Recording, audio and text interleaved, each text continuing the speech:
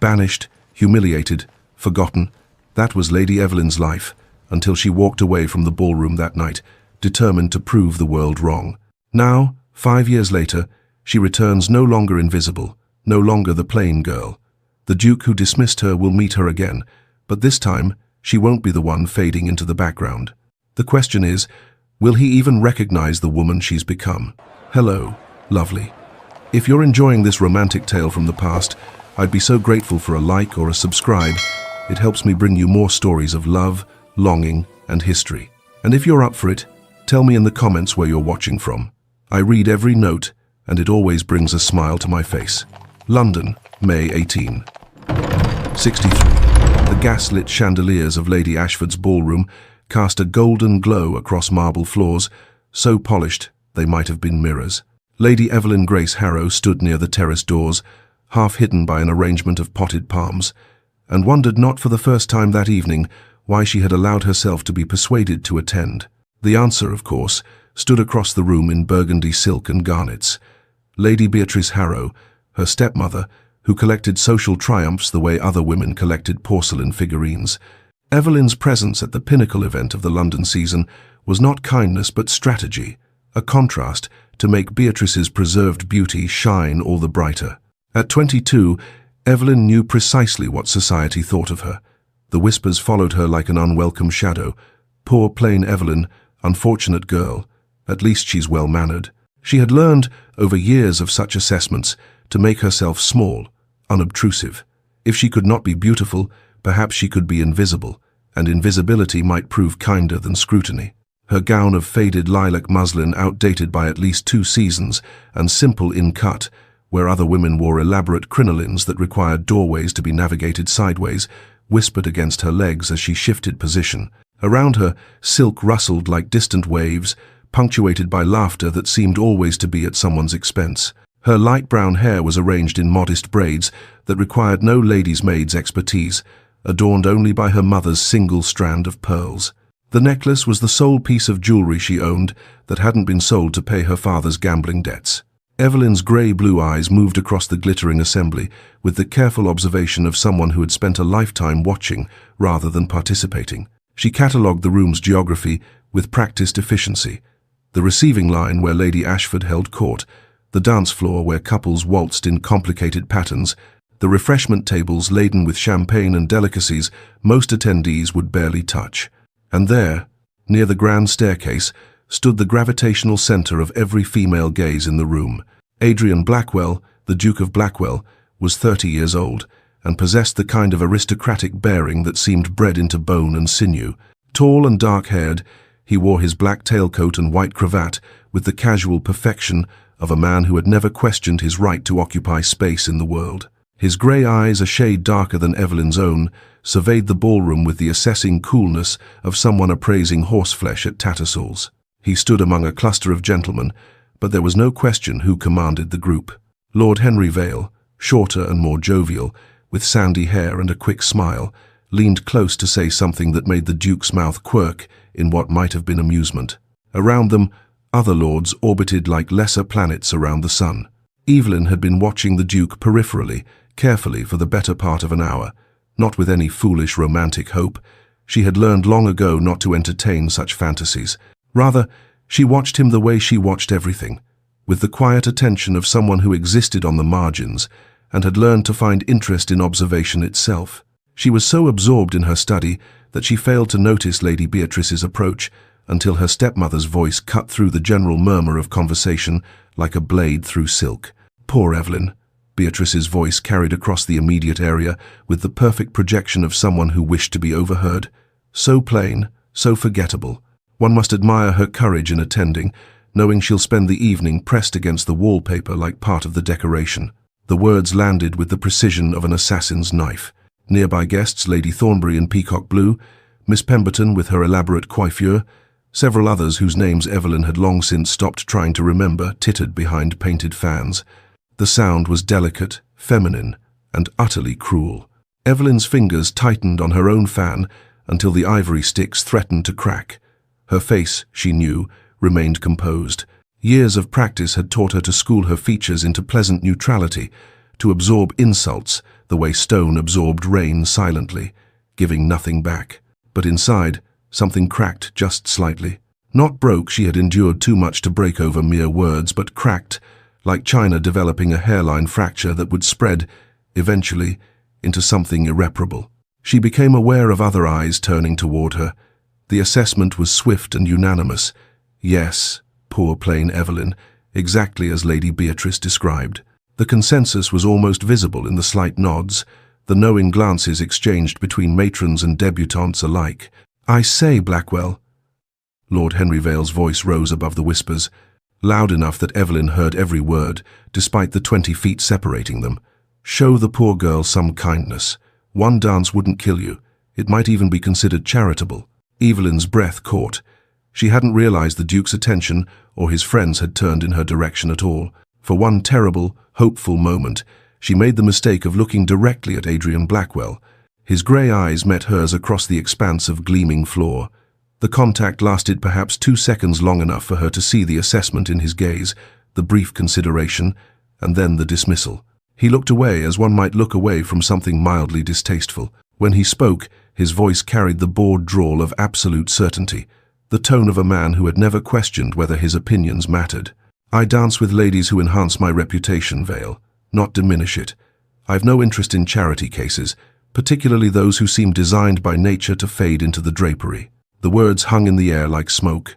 Around them, conversation didn't stop. That would have been too obvious, but it shifted. The way a flock of birds shifts direction as one organism. People pretended not to have heard, while ensuring they missed not a single syllable. Evelyn could feel their satisfaction, their vindication. Here was confirmation of what they all believed. She was beneath notice, unworthy even of pity. Lady Beatrice's smile was triumphant. For a long moment, Evelyn simply stood there, her untouched glass of champagne growing warm in her gloved hand. She could feel the weight of expectations settling on her shoulders like a cloak. They expected tears, expected her to flee in humiliation, expected some dramatic display of feminine distress that would provide entertainment for the remainder of the evening and gossip for the week to follow. She would not give them that satisfaction. With movements as deliberate as a dancer's, Evelyn set down her champagne glass on a nearby table. She met Lady Beatrice's gaze, directly saw the challenge there, the triumph, the casual cruelty that had characterized their relationship since her father's remarriage 8 years ago. Then, without a word, she turned and walked toward the ballroom's exit. She did not hurry, did not gather her skirts and run. She simply moved through the crowd with measured grace, her spine straight, her face composed. The sea of silk and jewels parted slightly to let her pass, whispers following in her wake like foam trailing a ship. "Did you hear what the Duke said? Designed to fade into the drapery, how cutting. Poor thing. Though he's not wrong, is he? Where is she going? Probably to compose herself. How embarrassing." Evelyn heard none of it. Or rather, she heard all of it and let it wash over her without penetration, the way one might let rain fall without truly feeling wet. She had learned this skill over years of being the object of such commentary. The terrace doors stood open to admit the cool May evening. She stepped through them into darkness punctuated by starlight, into air that smelled of coal smoke and distant gardens rather than perfume and candle wax. Out here, the sounds of the ballroom became muffled violin music, and laughter reduced to a pleasant murmur, like the ocean heard from a great distance. Evelyn moved to the stone balustrade and gripped it with both hands, grateful for the cool solidity of marble beneath her fingers. The night sky stretched above her, vast and indifferent. Stars glittered with cold beauty, utterly unconcerned with the dramas unfolding in ballrooms below. London sprawled in all directions, a constellation of gaslight and shadow. For the first time that evening, for the first time in longer than she could remember, Evelyn allowed her composure to crack. A single tear slid down her cheek, warm against her cool skin. She brushed it away quickly, almost angrily. "I will not break," she whispered to the indifferent stars. "I will not give them that satisfaction." The words were a vow, a promise to herself that whatever happened next, she would endure it with the same quiet dignity she had cultivated over years of being invisible, overlooked, dismissed. Behind her, the ball continued. The Duke of Blackwell doubtless danced with ladies who enhanced his reputation. Lady Beatrice accepted compliments on her gown, her beauty, her social acumen. The world turned on its axis, utterly unchanged by one unremarkable woman's humiliation. Evelyn stood alone on the terrace until the cold drove her inside, and then she slipped through the corridors of Ashford House to find a footman to summon her carriage. She did not return to the ballroom. The breakfast room of Harrow House received morning light through tall windows that overlooked a modest garden. Evelyn sat at the mahogany table, a cup of tea cooling before her, untouched. She had not slept. The events of the previous evening played in her mind with the relentless repetition of a music box wound too tight. Designed by nature to fade into the drapery, the words shouldn't have hurt as much as they did. She had heard worse, or at least equally cruel assessments, many times before. But something about the Duke's casual dismissal, the ease with which he had reduced her to nothing more than unfortunate upholstery, had lodged in her chest like a splinter. The door opened with the particular decisive energy that announced Lady Beatrice before she even appeared. "Ah, Evelyn. Good. We need to speak." Her stepmother swept into the room in a morning dress of deep rose, her hair perfectly arranged despite the early hour. She settled into the chair across from Evelyn with the satisfied air of someone about to deliver news they particularly enjoyed. Evelyn set down her teacup carefully. "Good morning, Lady Beatrice." "I've made arrangements," Beatrice announced without preamble. "You're to go to Thornfield Cottage in Cornwall, indefinitely. The air will do you good, and frankly, your presence here has become embarrassing to the family name." The words took a moment to penetrate. "Thornfield Cottage? But that's been abandoned for years. It will suit you perfectly then," Beatrice interrupted, her smile sharp as cut glass. "Solitude for the solitary. I've already sent word to have it aired out and made habitable. You leave in 3 days." Evelyn stared at her stepmother, searching for some sign of hesitation, some indication that this was merely another of Beatrice's casual cruelties rather than a genuine plan. She found none. "You're banishing me." The words emerged flatly, a statement rather than a question. "Don't be melodramatic.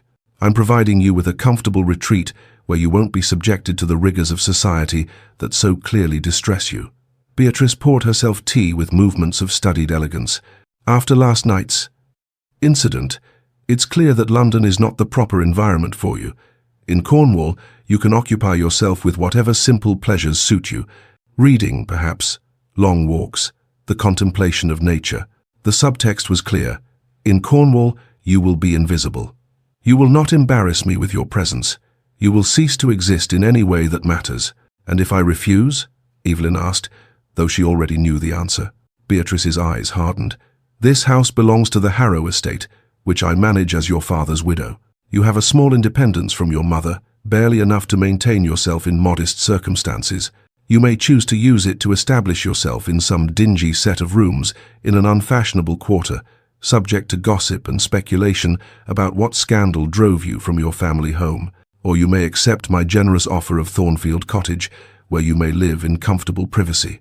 It was, Evelyn recognized, a trap with no exit. Beatrice had planned this carefully, had perhaps been planning it for some time. Last night's humiliation had simply provided the perfect excuse. 3 days, Evelyn repeated softly.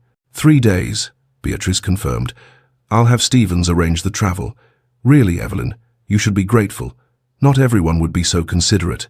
She rose and glided from the room, leaving behind the scent of expensive perfume and the wreckage of Evelyn's life. At White's, the Duke of Blackwell sat in a leather chair near the fire, a glass of excellent brandy in his hand, and listened to conversation swirl around him without particular interest.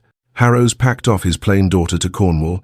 "Someone," remarked Lord Pemberton, Adrian thought, though he didn't bother to look. "Can't say I blame him. Girl's a millstone around the family's neck." Adrian felt something flicker in his chest. Discomfort, perhaps, or guilt. He had not thought of the Harrow girl since the previous evening. Or rather, he had thought of her only briefly, in the moment before sleep, when her face had surfaced in his mind, that quiet, composed expression as she walked from the ballroom, not crying, not making a scene, simply leaving, designed by nature to fade into the drapery. His own words. Clever, cutting, exactly the sort of wit that his circle appreciated. Lord Henry had laughed. Others had smiled knowingly. It had been a successful rejoinder, the kind that cemented his reputation for sharp observation and sharper tongue.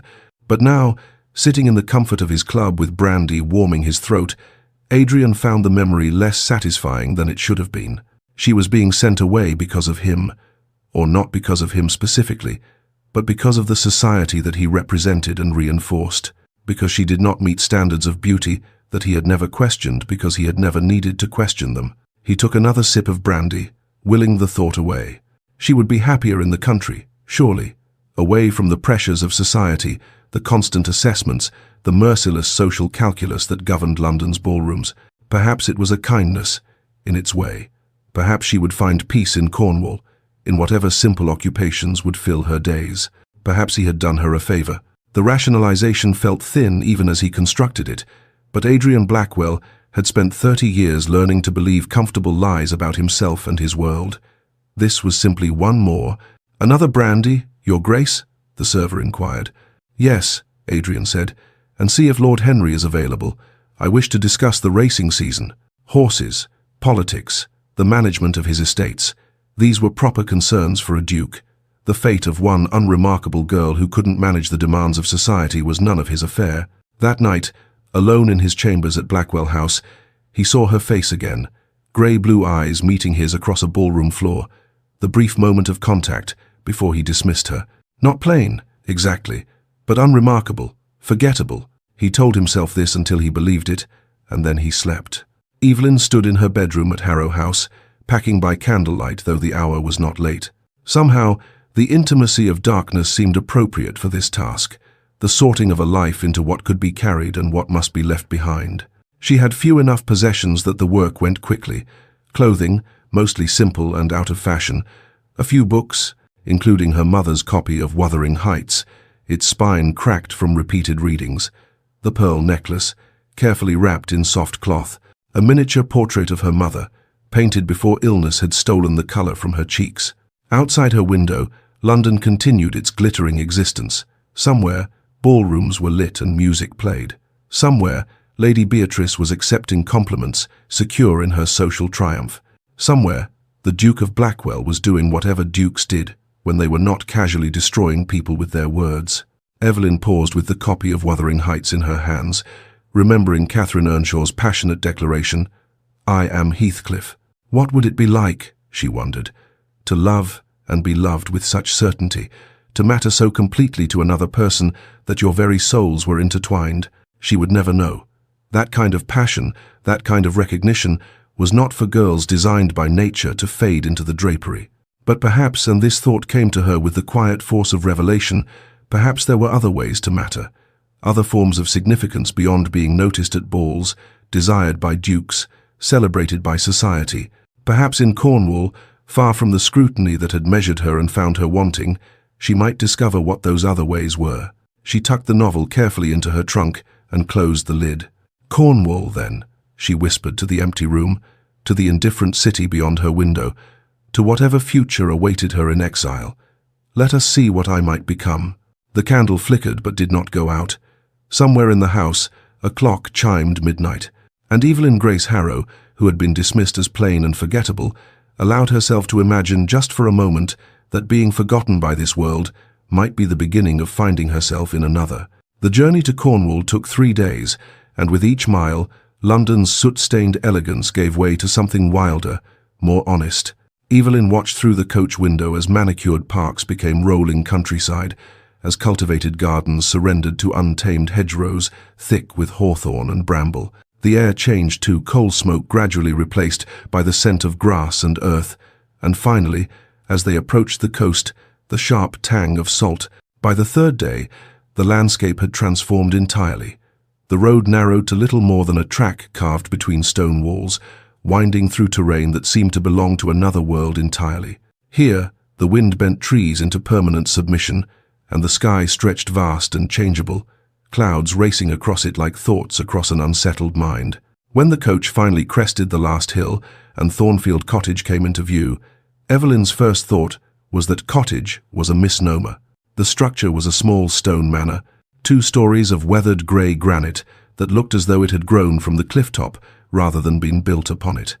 The windows were dark, empty eyes staring out at the sea. The garden, if it could be called that, had long since surrendered to nature's designs, wild roses and brambles creating a thorny maze that pressed against the walls. And beyond it all, the sea. Evelyn heard it before she fully saw it, a constant roar, almost violent in its intensity. Waves crashed against the cliffs below with a force that seemed determined to pull the land itself into the depths. The sound was nothing like the genteel water features of London's parks. This was raw, elemental, utterly indifferent to human presence. The coach door opened, and a weathered woman in her 60s stood waiting.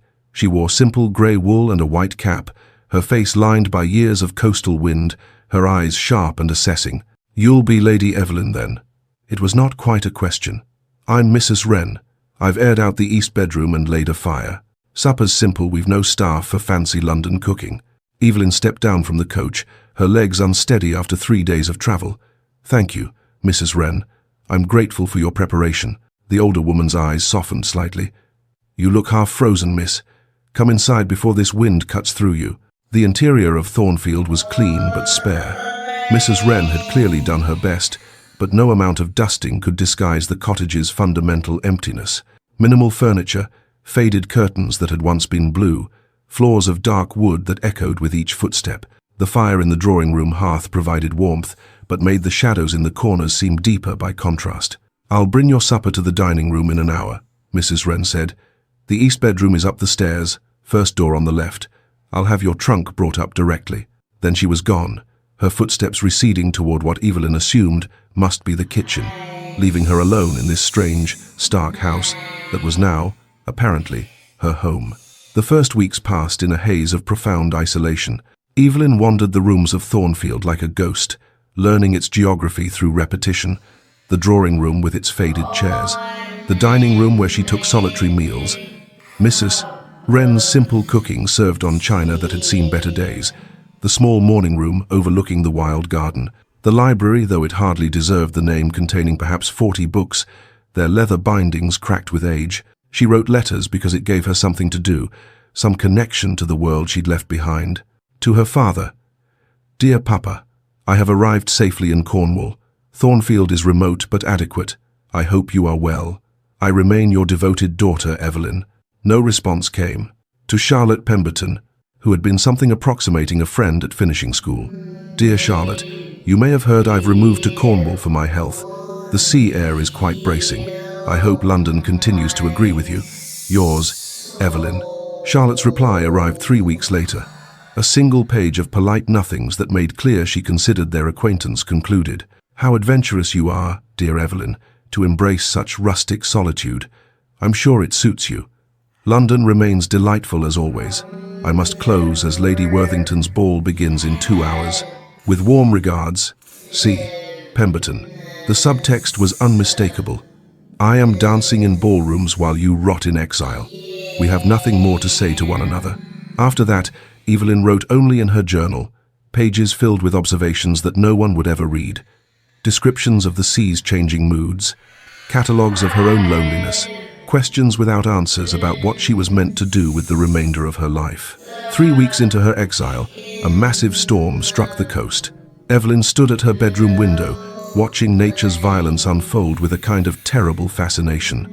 The wind shrieked around the cottage's corners, rattling window panes in their frames. Rain fell in sheets so thick, the garden disappeared into grey nothing. And the sea transformed into something monstrous. Waves towering higher than houses, before crashing against the cliffs with force that shook the ground. It was beautiful, terrifying and beautiful. As she watched, something inside Evelyn cracked. Not broke, she had thought herself broken already, but cracked, like ice giving way to spring thaw. "I am alone," she thought, the realization hitting with the force of those waves. Truly, completely alone. No one is coming to rescue me. No one is thinking of me. I am forgotten. The words should have been devastating.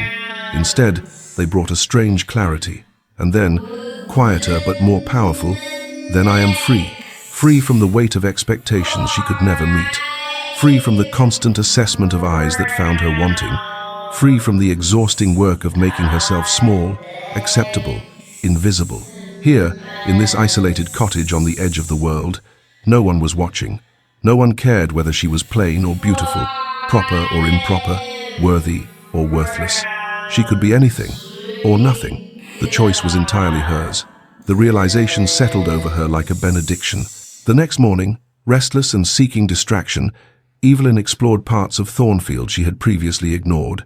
In a corner room on the second floor, behind a door she'd assumed led to a closet, she discovered a small study.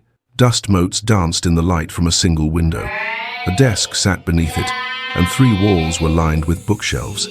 Unlike the meager collection in the main library, these shelves were full, perhaps 200 volumes, their spines bearing titles that made Evelyn's breath catch.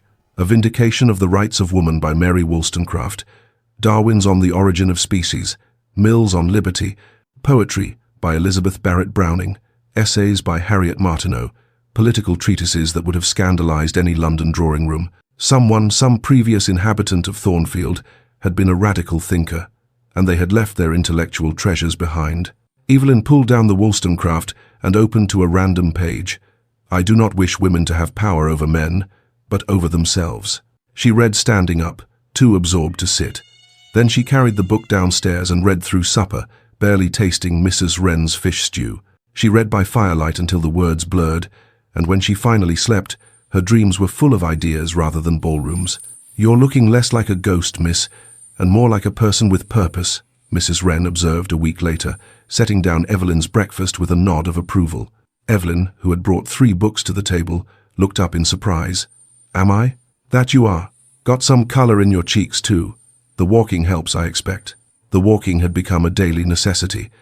Evelyn had begun venturing beyond Thornfield's grounds, following the cliff paths toward the village of Penrith 2 miles distant.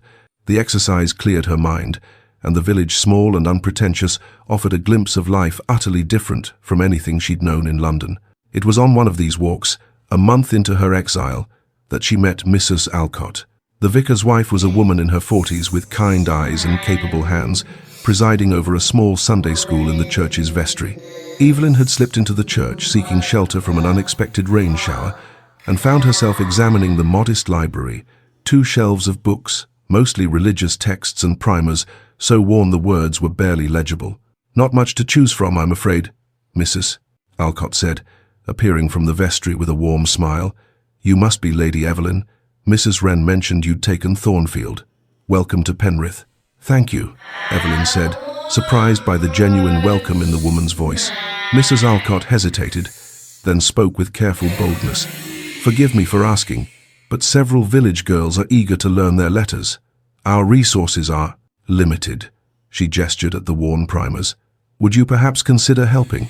Even an hour a week would be transformative for them. Evelyn's first instinct was refusal. She had never taught anyone anything. What could she possibly offer? But then she thought of the books in Thornfield's hidden library, of the hunger for knowledge that had awakened in her, of young Sarah's declaration. Letters are like secret codes, aren't they? Miss, I've never taught before, she said slowly. Nor had I when I began, Mrs. Alcott replied. But I've found that a willing student and a patient teacher can accomplish remarkable things together. Then, yes, I'll try.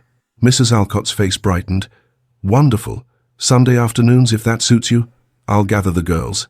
The following Sunday, 6 girls between the ages of 8 and 14 gathered in the church vestry, their work-roughened hands folded in their laps, regarding Evelyn with a mixture of shyness and reverence.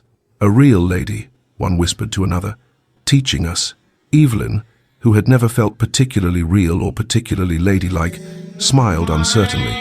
My name is Miss Evelyn, she said, and I understand you'd like to learn to read? Eager nods all around. She had no formal training, no pedagogy beyond her own education, but she had books and patience and a sudden fierce desire to give these girls something London had never given her, the sense that they mattered. She began with the alphabet, but made it a game. Each letter had a story, A for adventure, B for brave, C for clever. She taught them to write their names, watching their faces light up as they saw their own identities take shape on slate. When young Sarah, 9 years old with gap-toothed grin, struggled with her letters, Evelyn didn't scold. Instead, she said gently, learning is a secret code. Once you know it, the whole world opens up. Sarah's eyes widened. Like magic? Exactly like magic, Evelyn confirmed. And watching the girl's face transform with understanding, Evelyn laughed genuinely, freely for the first time since the Ashford ball. 6 months after Evelyn's banishment, the Duke of Blackwell attended another ball. It was nearly identical to countless others: gaslit splendor, beautiful women in expensive gowns, conversation that glittered without substance. Adrian moved through the familiar choreography with practiced ease, dancing with debutantes whose names he forgot within minutes, discussing politics with lords whose opinions he could predict before they spoke. It should have been satisfying. This was his world, after all, his place. Instead, it felt hollow. Across the ballroom, a young woman in lilac caught his eye. For a single heartbeat, his breath caught, but no, it was someone else entirely. A Miss Something or other, whose face was nothing like whose. He didn't even remember the Harrow girl's first name. This was a lie. Her name was Evelyn. Evelyn Grace Harrow. He remembered it perfectly. "You've been damnably dull lately, Blackwell," Lord Henry said, appearing at his elbow with champagne and concern. "What's eating you?" "Nothing," Adrian replied smoothly. "Political concerns, estate matters." "Bollocks," Henry said cheerfully. "You've been distracted for months. If I didn't know better, I'd say you were pining. Don't be absurd." But that night, alone in his chambers, Adrian stood at the window overlooking London and wondered why success felt like failure, why every accomplishment seemed to emphasize the emptiness at the center of his existence. He poured brandy and told himself he was simply restless. The season would end. He would summer at his country estate. Everything would regain its proper proportion. He did not think about grey-blue eyes or quiet dignity or words he wished he could recall. Another lie. In Cornwall, as autumn gave way to winter, the Sunday lessons expanded to twice weekly. Mrs. Alcott mentioned that women in neighboring villages had heard of the lady teaching letters. More students appeared. Evelyn's small allowance from her father's trust, barely sufficient for her own needs, stretched impossibly thin as she purchased books and supplies. She began selling her London gowns, those elaborate confections that had never suited her anyway. A dressmaker in the nearby market town gave her decent prices, clearly puzzled why a lady would part with such finery. Evelyn used the money to buy primers, slates, chalk, paper. Every penny became an investment in minds hungry for knowledge. She wrote to her father one last time, "Dear Papa, I am engaged in educational charity work that requires modest additional funding. Might I access a small portion of my mother's trust for this purpose?" No response came, but 3 months into her teaching, young Sarah read an entire page of scripture, aloud, in church. The congregation, fishermen and their families, people who worked with their hands and knew the value of perseverance, burst into spontaneous applause. Sarah's father, a gruff man whose hands were scarred from nets and hooks, had tears streaming down his weathered face. And Evelyn felt something she had never experienced in London's grandest ballrooms: genuine worth. One evening, as winter approached, Evelyn stood before the cottage's single full-length mirror. The same light brown hair, the same grey-blue eyes, the same unremarkable features that London society had called plain, forgettable, designed by nature to fade into the drapery. But as she studied her reflection, she realized something had changed, not in her face, but in the way she inhabited it. "They said I was forgettable," she whispered to her reflection. "Perhaps I was, because I believed them, because I made myself small. But what if I stopped trying to be what they wanted and became something entirely my own?" The question hung in the air, unanswered but powerful. She thought of her students' eager faces, of Mrs. Alcott's gratitude, of the way learning transformed people from the inside out. She thought of the books in Thornfield's hidden library and the ideas they contained: radical, dangerous, true. She thought of London, where she had spent 22 years trying to be acceptable and failing. And she thought of Cornwall, where in 6 months she had built something real. The choice crystallized with perfect clarity. She would stay, not as an exile enduring banishment, but as a woman claiming her life. She would build her school, teach her students, transform not her face, but her existence into something that mattered. Summer gave way to autumn, autumn to winter, winter to spring again. And with each turning, Evelyn Grace Harrow became less the girl London forgot and more the woman Cornwall needed. One evening in late spring, as sunset painted the sky in shades of amber and rose, Evelyn stood on the cliffs above Thornfield. The wind pulled her hair loose from its pins, sending it streaming behind her like a banner. Under her arm, she carried a stack of books, new primers she'd purchased from the sale of her last London gown. Behind her, smoke rose from Thornfield's chimneys. The cottage was no longer cold and abandoned. It was warm, alive. A home. Her home. In London, society danced on, oblivious. The Duke of Blackwell attended balls and managed estates, and never spoke of plain girls he dismissed. But in a small Cornish village, in a church vestry and a cottage library, and the hungry minds of fishermen's daughters, a revolution of quiet minds was beginning. And Evelyn Grace Harrow, forgotten, dismissed, exiled, stood at its center, finally, gloriously free. Chapter 3. The Woman She Became. Cornwall, May 1868. 5 years had transformed Thornfield Cottage in ways that would have seemed impossible to the lonely exile who first arrived on its doorstep. The wild garden had been tamed into productivity, vegetables grew in neat rows, herbs flourished in beds bordered by stone, and those brambling wild roses had been trained into archways that framed the path to the door. The cottage itself had been modestly expanded, a small wing added with the help of local craftsmen whose daughters attended Evelyn's school and who considered their labor a form of tuition payment. Smoke rose from the chimneys even in late spring, for the cottage now housed not just Evelyn and Mrs. Wren, but often students who stayed late into the evening, reluctant to leave their books. At 27, Evelyn Grace Harrow looked much as she had at 22, the same light brown hair, the same grey-blue eyes, the same features that London had deemed unremarkable. But something fundamental had shifted in the way she inhabited her body, her space, her life. She wore simple clothing now, well made from practical fabrics that could withstand coastal wind and chalk dust. Her hair was styled more loosely, naturally, without the rigid propriety that London demanded.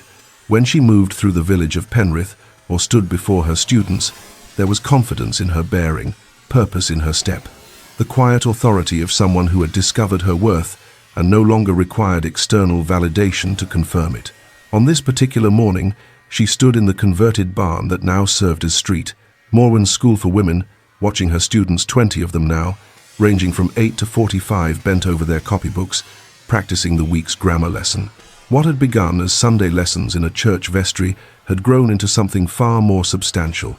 The barn, donated by a farmer whose wife had learned to read at age 50 and wept with joy at managing her first letter to her sister, had been transformed into a proper schoolhouse. Desks stood in neat rows purchased with mysterious donations Evelyn still couldn't explain. Shelves lined one wall, filled with books on every subject she could acquire.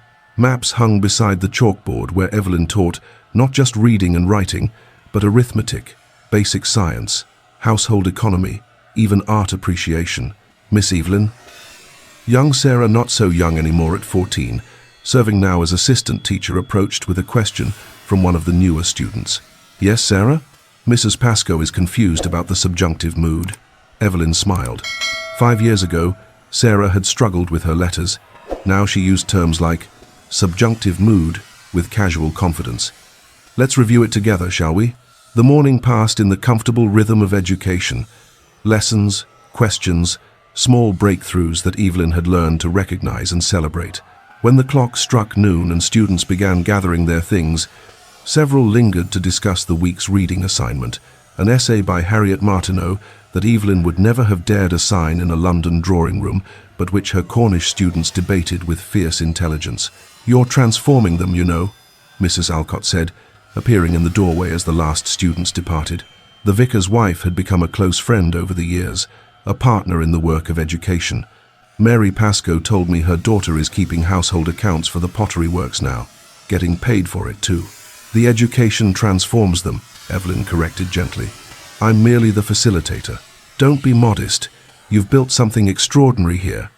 Mrs. Alcott handed her a newspaper, the Exeter Chronicle. Have you seen this week's edition? Evelyn scanned the article her friend indicated, feeling heat rise to her cheeks as she read, Lady Evelyn Harrow's innovative educational methods elevate the minds of Cornwall's working women. Street. Morwen's School stands as testimony to what can be accomplished when vision meets dedication. Her curriculum goes beyond basic literacy to encompass true intellectual development, preparing women not merely for domestic service, but for economic participation and civic engagement. Regional fame, Mrs. Alcott said with satisfaction. Well deserved. But fame, however regional, made Evelyn uncomfortable. She had built the school not for recognition, but because the work itself mattered, because watching minds awaken to their own potential was the most satisfying thing she'd ever experienced. Speaking of recognition, she said, changing the subject, another donation arrived yesterday. £200, same as always. No name, just a London postmark. Mrs. Alcott's eyebrows rose. That's the what? 12th such donation? 13th. They've been arriving quarterly for 3 years now. Mrs. Wren thinks it's someone from your past making amends. Mrs. Wren watches too much melodrama in the village productions, Evelyn said, though she'd wondered the same thing herself.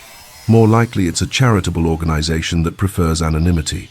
But £200 was no small sum, and the consistency of the donations suggested personal investment rather than institutional charity. Whoever the benefactor was, they had made Street Morwen's expansion possible, the new desks, the growing library, and now art supplies for the drawing class Evelyn planned to introduce. I wish I could thank them properly, she admitted, or at least understand why they help. Perhaps they simply believe in what you're doing. Perhaps, but the mystery nagged at her, a puzzle with missing pieces. 2 years into her exile before the school, before the recognition, when Thornfield was still primarily a refuge from the world Evelyn had discovered she could paint. It began as therapy, really. Long afternoons with nothing but her thoughts had threatened to drive her mad, so she'd purchased watercolors and paper from the village shop and attempted to capture Cornwall's dramatic landscapes. She had no training, only observation, and a desperate need to create something beautiful from her isolation. To her surprise, she had talent. Her early work was tentative seascapes and cliff views, flowers from the garden, the play of light on water. But gradually, her subjects shifted. She began painting people, the fishwife who sold mackerel in the village square, her face weathered by wind and lined by years, but with eyes that held profound kindness. The midwife who had delivered half of Penrith's children, her capable hands folded in her lap. The widow who ran a successful pottery business, clay perpetually under her fingernails. Women of worth whom society never bothered to paint. She called the collection Unseen, portraits that insisted on visibility for those the world habitually overlooked. 3 months ago, a travelling art dealer from Exeter had stopped in Penrith and somehow found his way to Thornfield. He'd seen her work and offered to exhibit it in a small gallery. "These are extraordinary, Lady Evelyn," he'd said, studying the portrait of the fishwife with genuine admiration. "You capture not just appearance but essence. London would—" "Not London," she'd interrupted quickly. "Exeter, then. A modest showing. Let others see what you've accomplished." She had agreed, though the idea of public display made her profoundly uncomfortable. The exhibition was scheduled for July, just 2 months away. But now, everything had changed. The letter arrived on a Tuesday morning, delivered by the mail coach, along with a parcel of new books for the school. Evelyn recognized the London solicitor's seal before she opened it, and her stomach tightened with inexplicable dread. "Dear Lady Evelyn, it is my unfortunate duty to inform you that Viscount Harrow passed away on the 14th inst, following a brief illness. The memorial service will be held at Street, James Church, London, on the 3rd of June. Your presence is requested as his sole surviving child. Please contact this office at your earliest convenience regarding matters of the estate. Your obedient servant, Mr. Gerald Whitmore, Solicitor." Evelyn read the letter twice, waiting for grief to arrive. Instead, she felt a complex tangle of emotions she couldn't quite name. Sadness, yes, but not for the father who had existed, rather for the father who might have existed, who might have loved her, defended her, seen her worth. That father had never been real. She was mourning a fiction. A second letter had arrived with the first, this one in Lady Beatrice's distinctive hand. "Evelyn, your attendance at your father's memorial is expected for propriety's sake. Arrangements have been made for your stay at Harrow House. Do try not to embarrass the family further. Lady Beatrice Harrow." No condolences, no acknowledgement that Evelyn might be grieving. Just the familiar contempt wrapped in a thin veneer of civility. For a long moment, Evelyn sat with both letters in her lap, staring out at the garden without seeing it. "Bad news, miss?" Mrs. Wren asked gently, setting down a tea tray. "My father has died. There's to be a memorial service in London." Mrs. Wren's weathered face softened with sympathy. "I'm sorry, miss. Were you close?" "No, but I wish we had been. Will you go? To London?" That was the question, wasn't it? Evelyn had built a life in Cornwall precisely because it was far from London's judgment, far from the world that had found her wanting. Why invite that scrutiny back into her existence? I don't know, she admitted. The decision crystallized over the next few days, shaped by conversations that approached the question from different angles. Mrs. Wren's perspective was characteristically direct. You're not the frightened girl they sent away, miss. You're a woman of accomplishment now. Let them see what they discarded. But Evelyn wasn't certain she cared whether London saw anything at all. I built a life here precisely because I was free from their judgment. Why invite it back? It was Sarah, surprisingly, who provided the argument that resonated most deeply. The girl appeared at Thornfield one evening, ostensibly to return borrowed books, but clearly wanting to discuss something more substantial. You're thinking about the London Memorial, she said, not a question. How did you... Mrs. Wren mentioned it. Miss Evelyn, you've always taught us that education means we don't have to accept the world's limitations. That learning gives us power to define ourselves rather than accepting others' definitions. That's true. Then maybe you need to show them and yourself that you learned that lesson too. Evelyn looked at this girl she'd taught to read 5 years ago, now poised on the edge of young womanhood, and saw in her the transformation that education could accomplish. Sarah was right. Going to London wasn't about seeking approval. It was about proving to herself, more than anyone, that their opinion no longer had power over her. You're remarkably wise for 14, Evelyn said softly. Sarah grinned. I had a good teacher. Preparation for London required addressing one immediate problem. Evelyn had nothing appropriate to wear. The London gowns she'd brought to Cornwall had long since been sold to fund the school.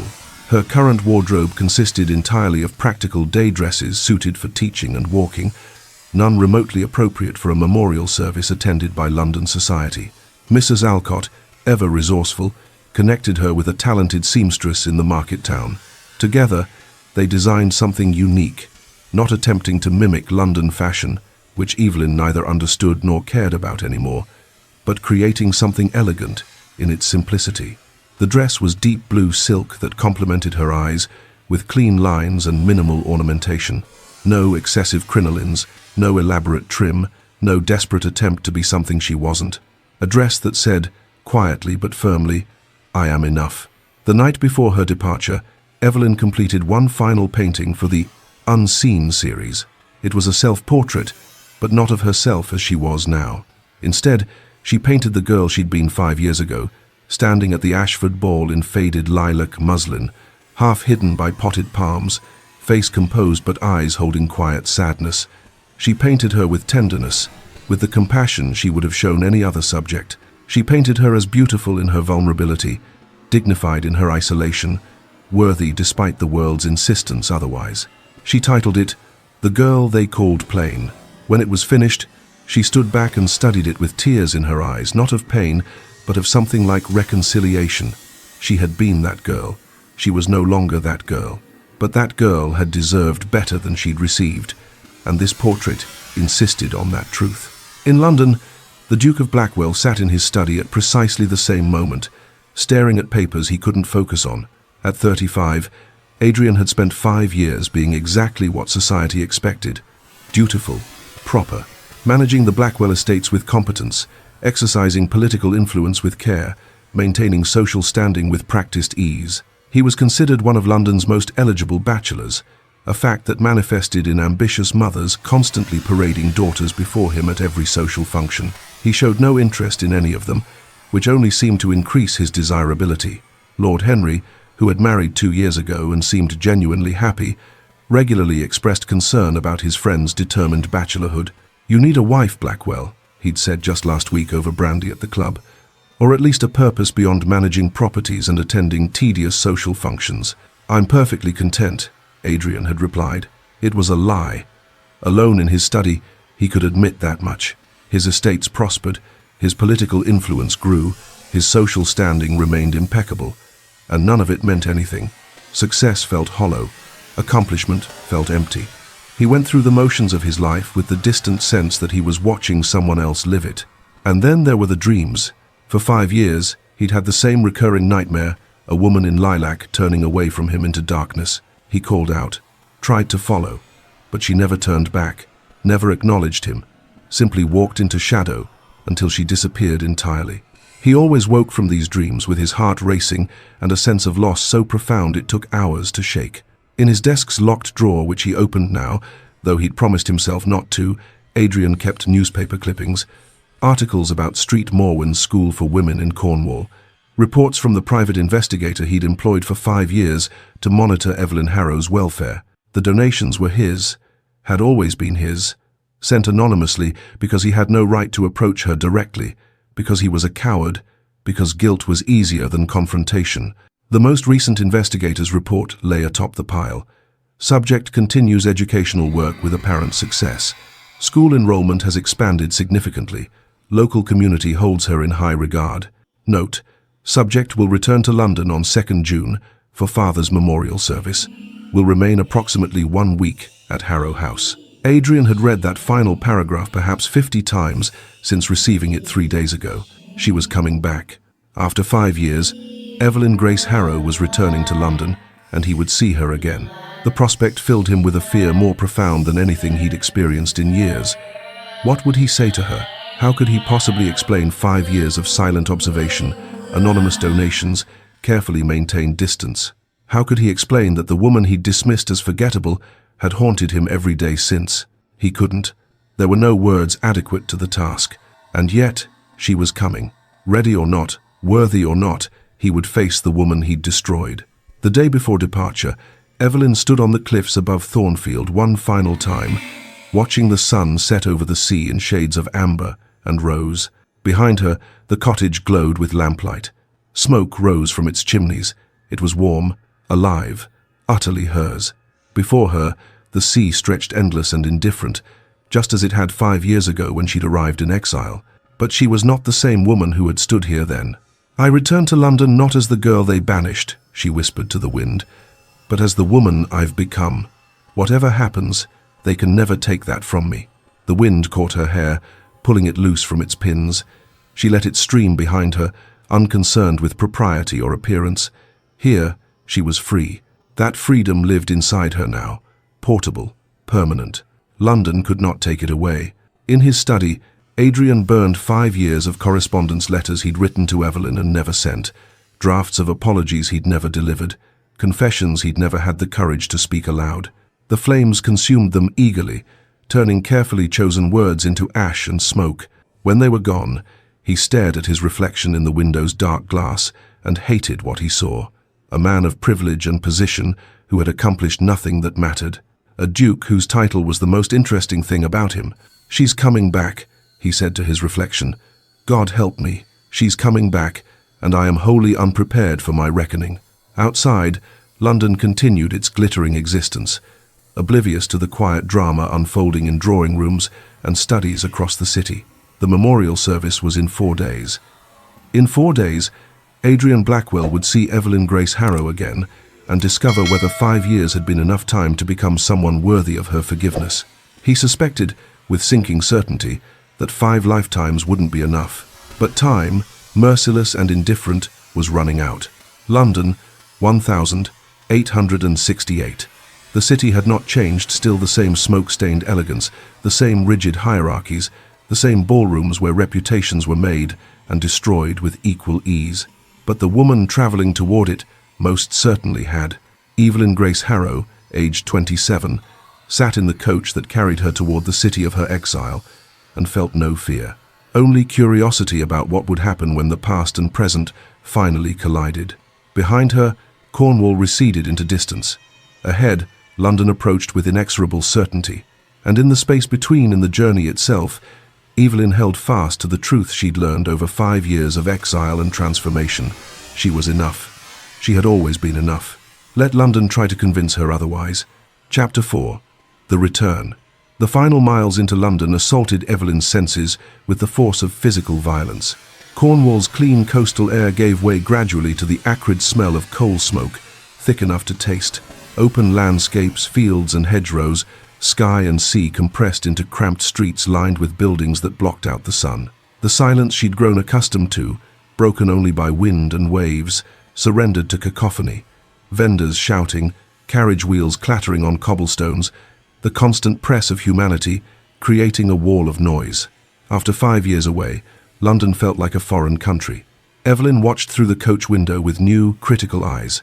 The ostentatious wealth on display, fine carriages, elaborate shop fronts, women dripping with jewels, existed alongside desperate poverty that she'd somehow failed to notice before. Beggars huddled in doorways. Children with hollow eyes sold matches on corners. The contrast was obscene, and she wondered how she'd ever accepted it as natural. When the coach finally stopped before Harrow House, Evelyn felt nothing of the intimidation that had once characterized her relationship with this place. The elegant Georgian facade looked exactly as she'd left it, impeccably maintained, speaking of old money and older pride. But where it once seemed grand, now it simply seemed small.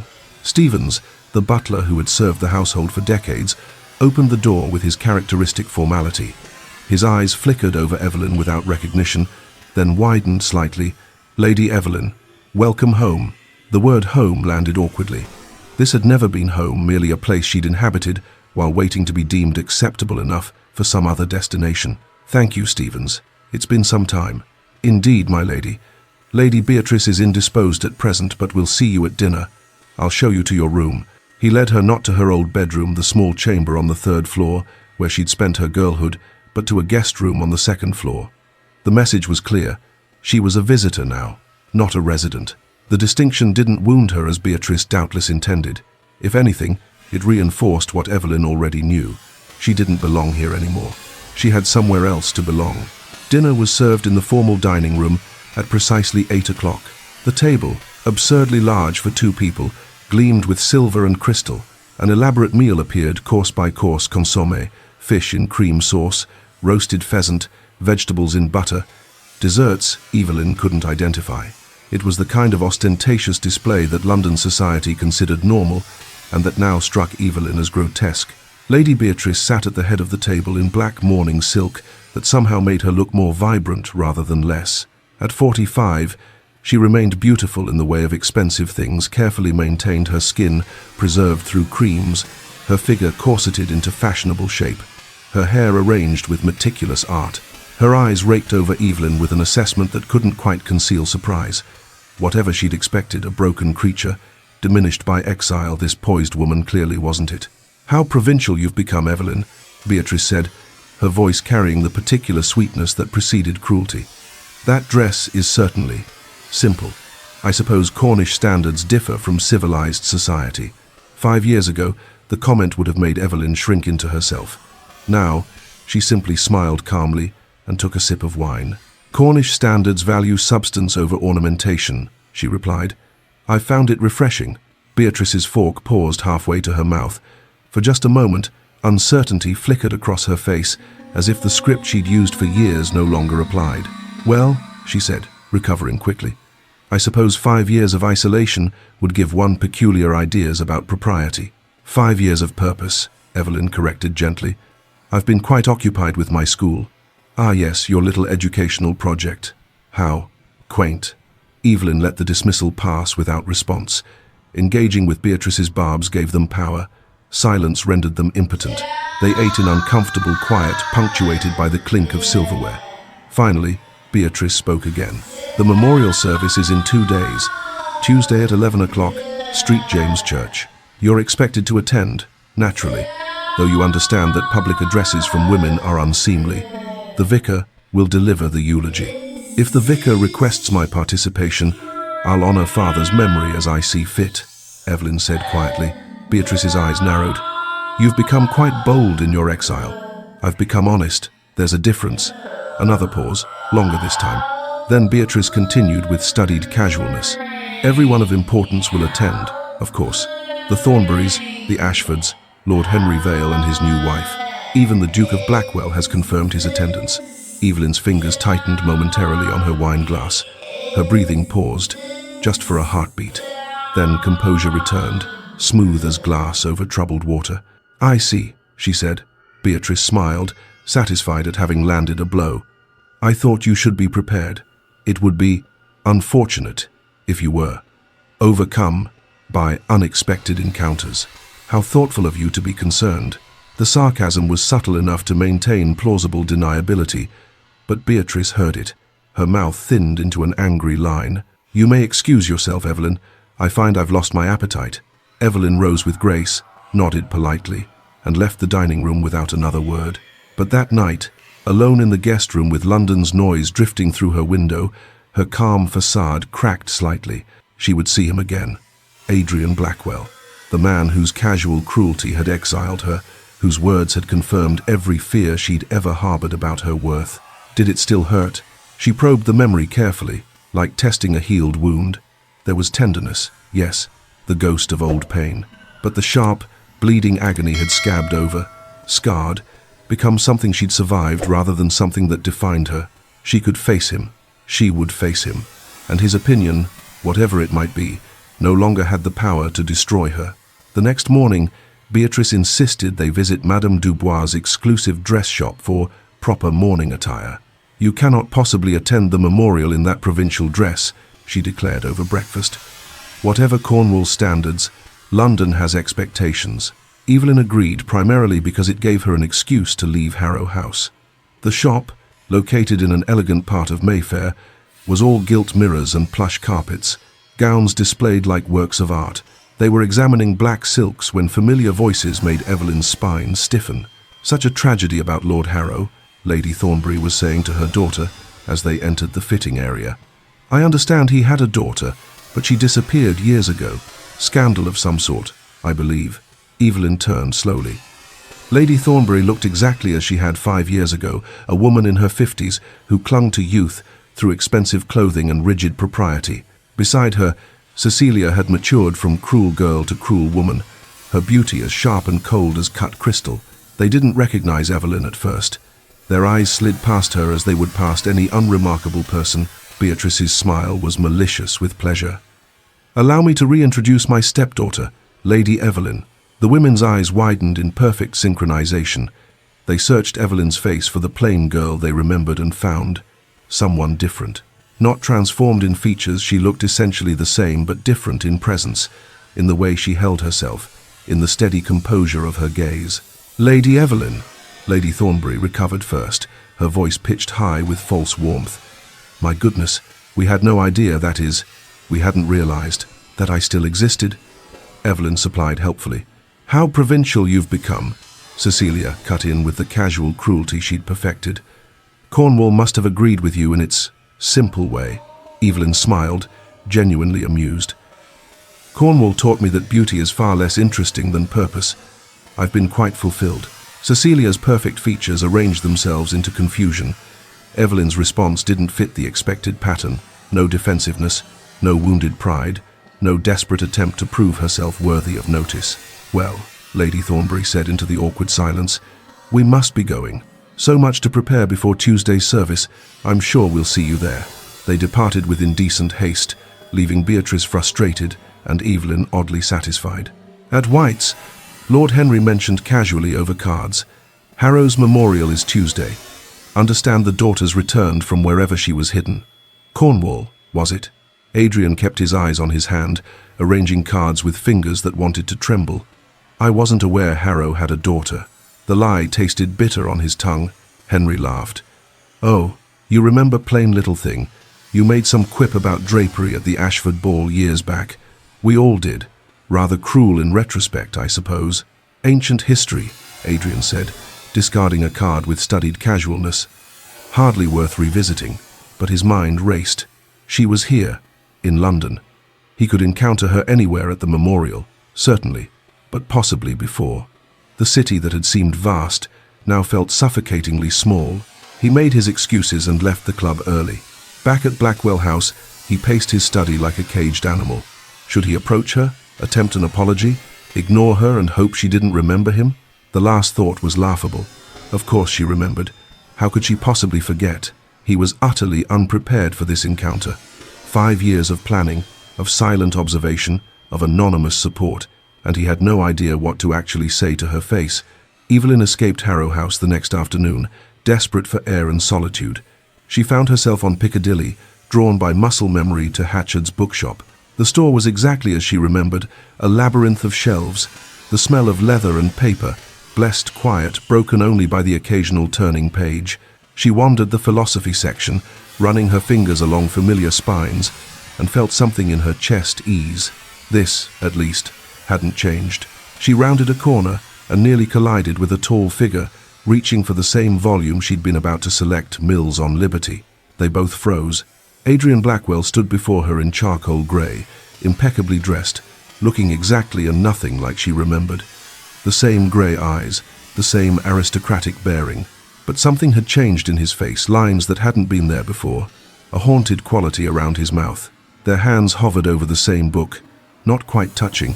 "Lady Evelyn," he said, his voice hoarse. "Your Grace." Silence expanded between them. Around them, the bookshop continued its quiet business, other customers browsing, unaware of the earthquake happening in aisle 3. Adrian swallowed visibly. "I heard of your father's passing.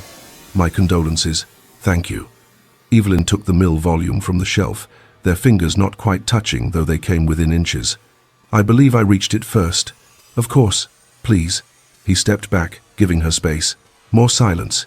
She could see him struggling, words forming and dying on his lips. Finally, "I understand you've been in Cornwall, I hope. I hope the time was not entirely unpleasant." "Cornwall has been transformative, Your Grace," Evelyn said, her voice measured and calm. "I've found purpose there that London never offered me." She watched him absorb the implicit critique, saw him recognize it, flinch from it. He wanted to say more. She could see it in the way his hands clenched at his sides, in the desperation flickering across his carefully composed features. He wanted to say everything, but standing before her actual presence, words apparently failed him. "I'm glad to hear it," he said finally. "Pathetic, cowardly." She saw him recognize this, even as the words left his mouth. Evelyn studied him with calm assessment, and he seemed to shrink under her gaze despite his superior height. There was something broken in him, something that perhaps had always been there but was now visible. She felt, surprisingly, something like pity. "If you'll excuse me," she said finally. "I have much to prepare before the memorial."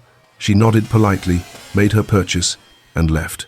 Adrian stood immobile among the shelves, watching her go, having failed spectacularly at his first encounter in 5 years.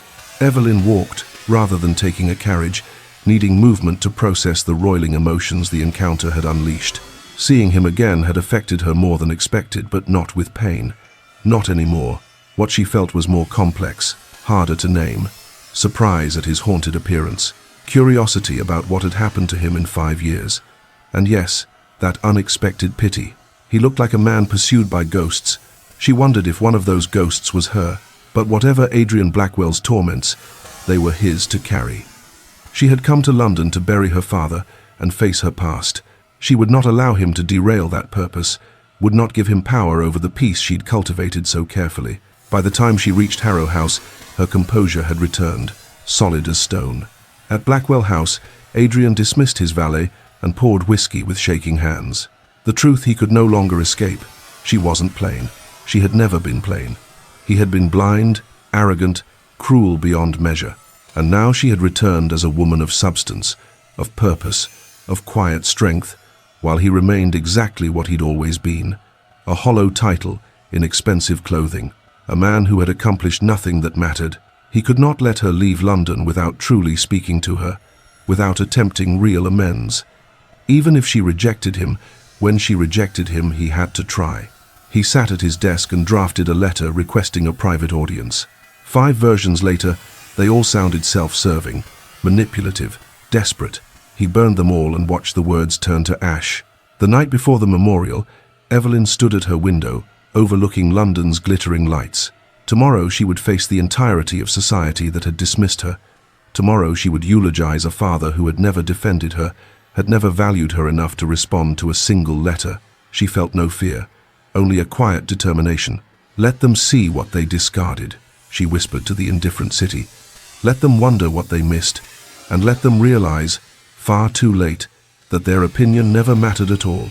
Across London, in his own house, Adrian stared at the same sky and whispered to the darkness, "Tomorrow. Tomorrow I'll find the courage I should have had 5 years ago." But tomorrow would bring revelations neither of them anticipated, and courage alone would not be enough. The morning of the memorial dawned grey and threatening, clouds hanging low over London like a widow's veil. Street, James Church on Piccadilly, began filling early with society's elite lords and ladies in elegant black, arriving in polished carriages, ostensibly to pay respects to a man most had barely known, but whose memorial service represented a social obligation they couldn't ignore. In the guest room at Harrow House, Evelyn dressed with careful deliberation. The black silk gown was the one concession to London fashion she'd made commission from the local seamstress, but acknowledging the city's mourning conventions. It fit her perfectly, elegant in its simplicity, speaking of respect without ostentation. Mrs. Wren, who had insisted on accompanying Evelyn to London despite protests, helped arrange her hair. The older woman's weathered hands were surprisingly deft, pulling Evelyn's light brown locks into a simple style that was elegant precisely because it didn't try too hard. Pulled back to reveal her face rather than hide it. "Hold your head high, miss," Mrs. Wren said softly, meeting Evelyn's eyes in the mirror. "You've nothing to be ashamed of, and they've much to answer for." Evelyn smiled at her reflection, not the uncertain girl who had left London 5 years ago, but a woman who knew her worth. "Thank you, Mrs. Wren, for everything. Just speaking truth, miss, as you taught me to do." The arrival at St. James' Church was precisely choreographed for maximum social impact. Lady Beatrice, resplendent in black bombazine with jet beading, descended from the carriage first. Then Evelyn, her hand steady as she accepted the footman's assistance. They walked up the church steps together. Propriety demanded the appearance of familial unity, and whispers rippled through the assembled mourners like wind through wheat. "Is that truly the Harrow girl? She looks so different. No, wait, she looks the same, but somehow, I heard she's been running some sort of charity school in Cornwall." How provincial. Evelyn heard every word. 5 years ago, they would have destroyed her. Now they simply confirmed what she already knew. London society remained exactly as shallow as she remembered. She kept her spine straight, her expression composed, and followed Beatrice down the aisle to the front pew reserved for family. Adrian had arrived early, positioning himself toward the back of the church, partially obscured by a pillar. He told himself he was here to pay respects to Lord Harrow, a man he'd met perhaps twice in his life, with whom he'd exchanged perhaps a dozen words total. The lie was transparent even to himself. He was here to see her. When Evelyn entered, he catalogued every detail with the desperate attention of a drowning man grasping at flotsam, the straight spine that spoke of inner strength rather than rigid propriety, the quiet dignity in her movements, the way she didn't flinch under society's scrutiny, didn't shrink or apologize for occupying space. She had become magnificent. "Blackwell," Lord Henry's voice made him start. "Didn't expect to find you lurking in corners. That's not your usual style." Adrian turned to find his friend regarding him with knowing eyes. "Simply arrived early." Henry's gaze followed Adrian's to where Evelyn sat in the front pew. "That's the Harrow girl, isn't it? Hardly recognize her. She's got rather a presence about her now." "Does she?" Adrian said flatly. "You've noticed it too, then? Interesting." Henry settled into the pew beside him. This should be an intriguing service. He had no idea how right he was. The service began with traditional elements, the vicar's eulogy emphasizing Lord Harrow's largely fabricated virtues, hymns sung by a congregation that had never known the deceased, the drone of familiar prayers that provided comfort through their very familiarity. Evelyn sat beside Beatrice in the front pew, her expression serene but distant, as if she were present in body, but her mind occupied some other, more meaningful space. Adrian couldn't take his eyes off her. Then the vicar announced, "Lord Harrow's daughter, Lady Evelyn, has prepared some words of remembrance." Beatrice's head whipped toward Evelyn, shock poorly concealed. Her hand shot out to grasp Evelyn's wrist, her whisper urgent and carrying. "You can't possibly. It's inappropriate. Women don't speak at." Evelyn gently but firmly removed Beatrice's hand from her arm. Without a word, she rose and moved to the lectern with calm purpose. The congregation shifted, uncertain. This was irregular, unseemly. Women didn't deliver eulogies, didn't address assemblies, didn't claim public voice in matters of consequence. Evelyn stood before them, before all of London society, and began to speak. "My father was not a perfect man," she said, her voice clear and steady. "I do not stand before you to claim otherwise." A ripple of shock moved through the church. Society eulogies were meant to be glowing fabrications, careful constructions that elevated the deceased beyond the reality of their actual lives. Honesty was almost scandalous. "He was a man of his time and class," Evelyn continued, "with all the limitations that implies. He taught me, though perhaps not in the way he intended, that worth must be self-determined, not assigned by others." Adrian's hands gripped the pew in front of him, until his knuckles went white. I learned from his absence to value presence, Evelyn said, her eyes scanning the congregation with calm assessment. From his silence to value voice. From his inability to see me clearly to see myself with clarity.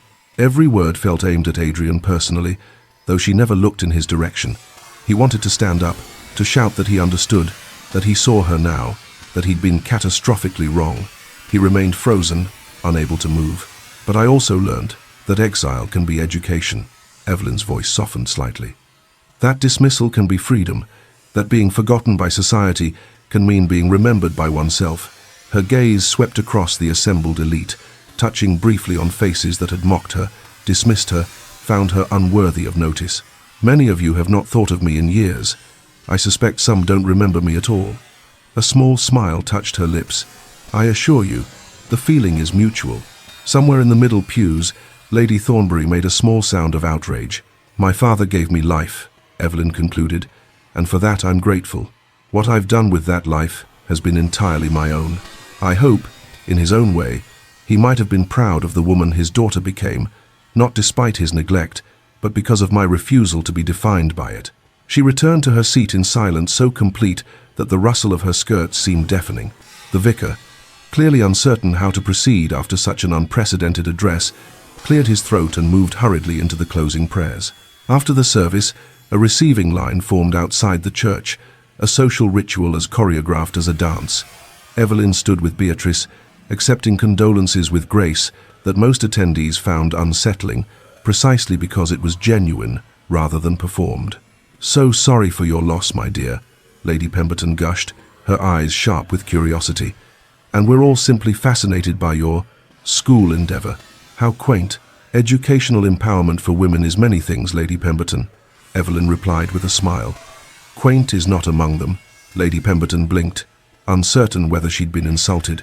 Cecilia Thornbury approached with her mother, both wearing expressions of poorly concealed disdain. "You've become quite bold, Evelyn," Cecilia said. "Cornwall has made you rather outspoken." "Cornwall didn't make me anything, Cecilia," Evelyn responded calmly. "It simply removed the impediments to becoming myself." The younger woman's mouth opened, then closed. She had no response to someone who refused to play by the established rules of social combat. As the crowd thinned, Evelyn saw him approaching. Adrian Blackwell moved through the dispersing mourners with the careful determination of someone who had rehearsed this moment 1,000 times and still felt wholly unprepared. Mrs. Wren had stepped away to speak with the vicar. Evelyn stood alone on the church steps, and she didn't flee, didn't look away. She simply waited with that calm that Adrian was beginning to realize was her greatest strength. "Lady Evelyn," his voice came out rougher than intended, "your words today were remarkable." "Were they?" She tilted her head slightly. "I simply spoke honestly. Perhaps that's remarkable in this context." The gentle barb landed precisely where she'd aimed it. Adrian flinched. "I deserved that, did you?" Evelyn's expression remained neutral. "I wasn't thinking of you when I said it, Your Grace." That hurt worse than any deliberate cruelty could have. He pushed forward, desperate to say something that mattered. "I wanted to tell you. I've thought about. That is to say, I owe you." "Your Grace," Evelyn interrupted gently. "Whatever you think you owe me, I release you from the debt. I hold no grudge against you." "But you should," Adrian said, desperation creeping into his voice. "I was unconscionably cruel. I stood by while you were humiliated, banished, treated as—" "Yes," Evelyn agreed simply. "You were, and yes, you did. But my healing cannot come from your guilt, nor my peace from your apology. I've built a life I'm proud of. What you did or didn't do 5 years ago no longer has power over me." Adrian felt something break inside his chest. "It has power over me," he whispered. "Every day, every hour, I see your face that night, and I cannot escape what I've done." For the first time in the conversation, Evelyn truly looked at him, really looked, her grey-blue eyes searching his face with an assessment that felt like being laid bare. What she saw made her voice soften slightly. "Then perhaps you should examine why you did it, Your Grace. Not for my benefit, but for your own." Before he could respond, a familiar poisonous voice interrupted. "Your Grace, how kind of you to attend." Lady Beatrice appeared with perfectly timed malice. "Evelyn, we mustn't monopolize the Duke's time with our provincial concerns." Adrian surprised himself by responding immediately. Lady Evelyn's concerns are anything but provincial, Lady Beatrice. Her educational work in Cornwall has garnered significant respect. Beatrice's expression flickered with shock. The Duke of Blackwell defending her dismissed stepdaughter was entirely outside the expected script. "If you'll both excuse me," Evelyn said calmly, "I have appointments to keep." She nodded politely and descended the church steps toward a waiting carriage, leaving Adrian standing beside a stunned Beatrice. "Well," Lord Henry said, appearing at Adrian's elbow, "you look like a man who's lost something valuable." Blackwell. Adrian watched Evelyn's carriage pull away. "I lost it 5 years ago, Henry. I'm only now realizing what it was worth." His friend's expression turned uncharacteristically serious. "Then you'd better determine whether you want to spend your life regretting it or attempting to earn what you don't deserve." Inside the carriage alone, having sent Mrs. Wren ahead, Evelyn allowed herself to feel the encounter's full impact. Not pain, not anymore, but a deep sadness for the man Adrian had become, or perhaps always had been. There was something genuinely broken in him, something that ate at him from the inside. She wondered if his ghosts gave him any peace at all, but whatever Adrian Blackwell's torments, they were his to carry. She had come to London to prove she'd survived, to honor her father in the only way she could, with honesty. She'd done that. Tomorrow, she would visit the British Museum, perhaps a gallery. Then she would return to Cornwall within the week. There was no room in her life for a duke's belated regrets. That evening, in her room at Harrow House, Evelyn wrote to Sarah, "Dear Sarah, London is exactly as I left it, beautiful and hollow. The memorial service is complete. I spoke honestly about my father, and I believe he would have understood, if not approved. I find myself profoundly grateful for my real life, far from here. For students who value learning over fashion, for purpose over position, for substance over show. I will return home soon. With affection, Miss Evelyn." Across London, in his study at Blackwell House, Adrian pulled out the locked drawer. Inside lay 5 years of secret penance, newspaper clippings about Street Morwen School, investigation reports tracking Evelyn's welfare, copies of bank drafts sent anonymously to fund her work, evidence of care too cowardly to show its face. It meant nothing. She didn't know, and even if she knew, she wouldn't care. She'd made that abundantly clear. He couldn't let her leave London without understanding, without seeing that he was capable of change, not through words, which had always failed him, but through actions. He pulled out fresh paper and began writing. Not to Evelyn, but to his solicitor. "I wish to make a public donation to Street Morwen School for Women in Cornwall in the amount of £1,000. The donation is to be attributed to me personally, with my full support and endorsement of Lady Evelyn Harrow's educational work made known." If she would not accept his words, perhaps she would be forced to acknowledge his actions. It was a beginning, however inadequate, and Adrian Blackwell was running out of time. Chapter 6. Revelations and Rivals.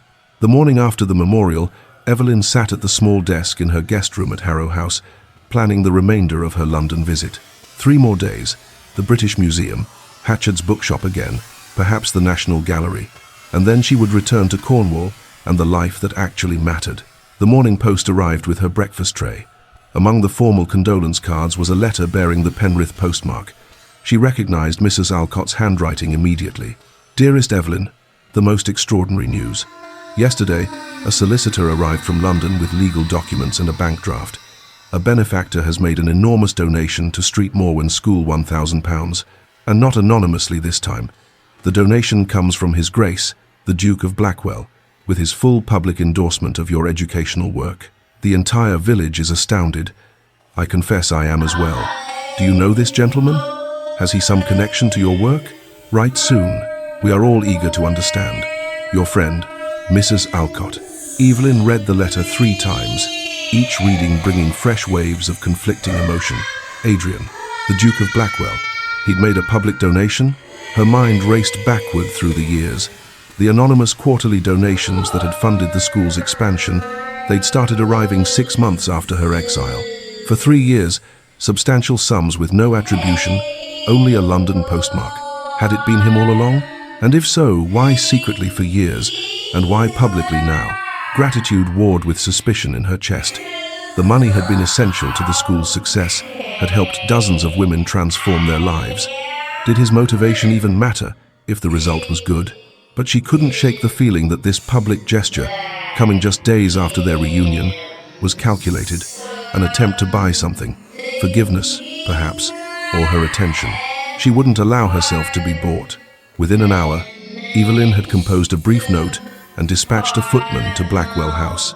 "Your Grace, I require an audience at your earliest convenience to discuss certain financial matters pertaining to my school. Lady Evelyn Harrow." The response arrived before noon, written in strong, slightly unsteady script. "Lady Evelyn, I am at your disposal. Would 3 o'clock this afternoon be acceptable?" Blackwell, Mrs. Wren, who had been tidying the room when the reply arrived, frowned with concern. "Are you certain this is wise, miss? Men like that don't change their natures." "I'm not going to determine if he's changed," Evelyn replied, already preparing for the visit. "I'm going to discover the truth about these donations. Truth and men like the Duke rarely occupy the same room, in my experience. Then I shall provide the truth myself, and see how he responds to it."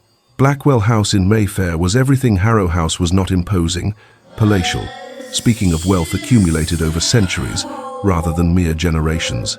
A butler so dignified he might have been carved from marble showed Evelyn through corridors lined with ancestral portraits to a private study on the second floor. Adrian stood when she entered, dismissing the butler with a gesture. For a duke accustomed to complete composure, he looked visibly unsettled, his cravat slightly askew, his hair suggesting he'd run his hands through it repeatedly. The study itself was aggressively masculine: dark wood paneling, leather chairs, floor-to-ceiling bookshelves, hunting trophies mounted on walls. Family portraits gazed down with expressions of aristocratic certainty. This was a room designed to intimidate. Evelyn refused to be intimidated. "How long have you been funding my school, Your Grace?" She dispensed with pleasantries entirely. Adrian's throat worked as he swallowed. 5 years. Since 6 months after you left London. The donations were anonymous until now, because I had no right to claim credit for them. 5 years. Evelyn's voice remained steady, though her pulse raced. "You've been sending money for 5 years, and yet when we met in the bookshop you said nothing. Would you have accepted them if you'd known the source?" Adrian countered quietly. "That's not for you to decide on my behalf." "You're right. You're absolutely right."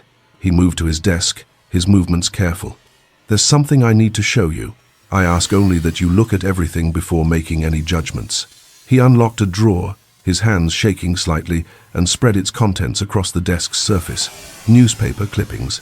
Dozens of them, carefully preserved, chronicling Street Morwen's school, from its earliest mentions to the recent article in the Exeter Chronicle. Quarterly reports written in an investigator's formal prose, tracking Evelyn's welfare with disturbing detail. Copies of bank drafts, all in substantial amounts, and letters, stacks of letters in Adrian's own hand, sealed but never sent. Evelyn stared at the evidence with growing astonishment. "You've been monitoring me? For 5 years?" "Not monitoring," Adrian said hoarsely.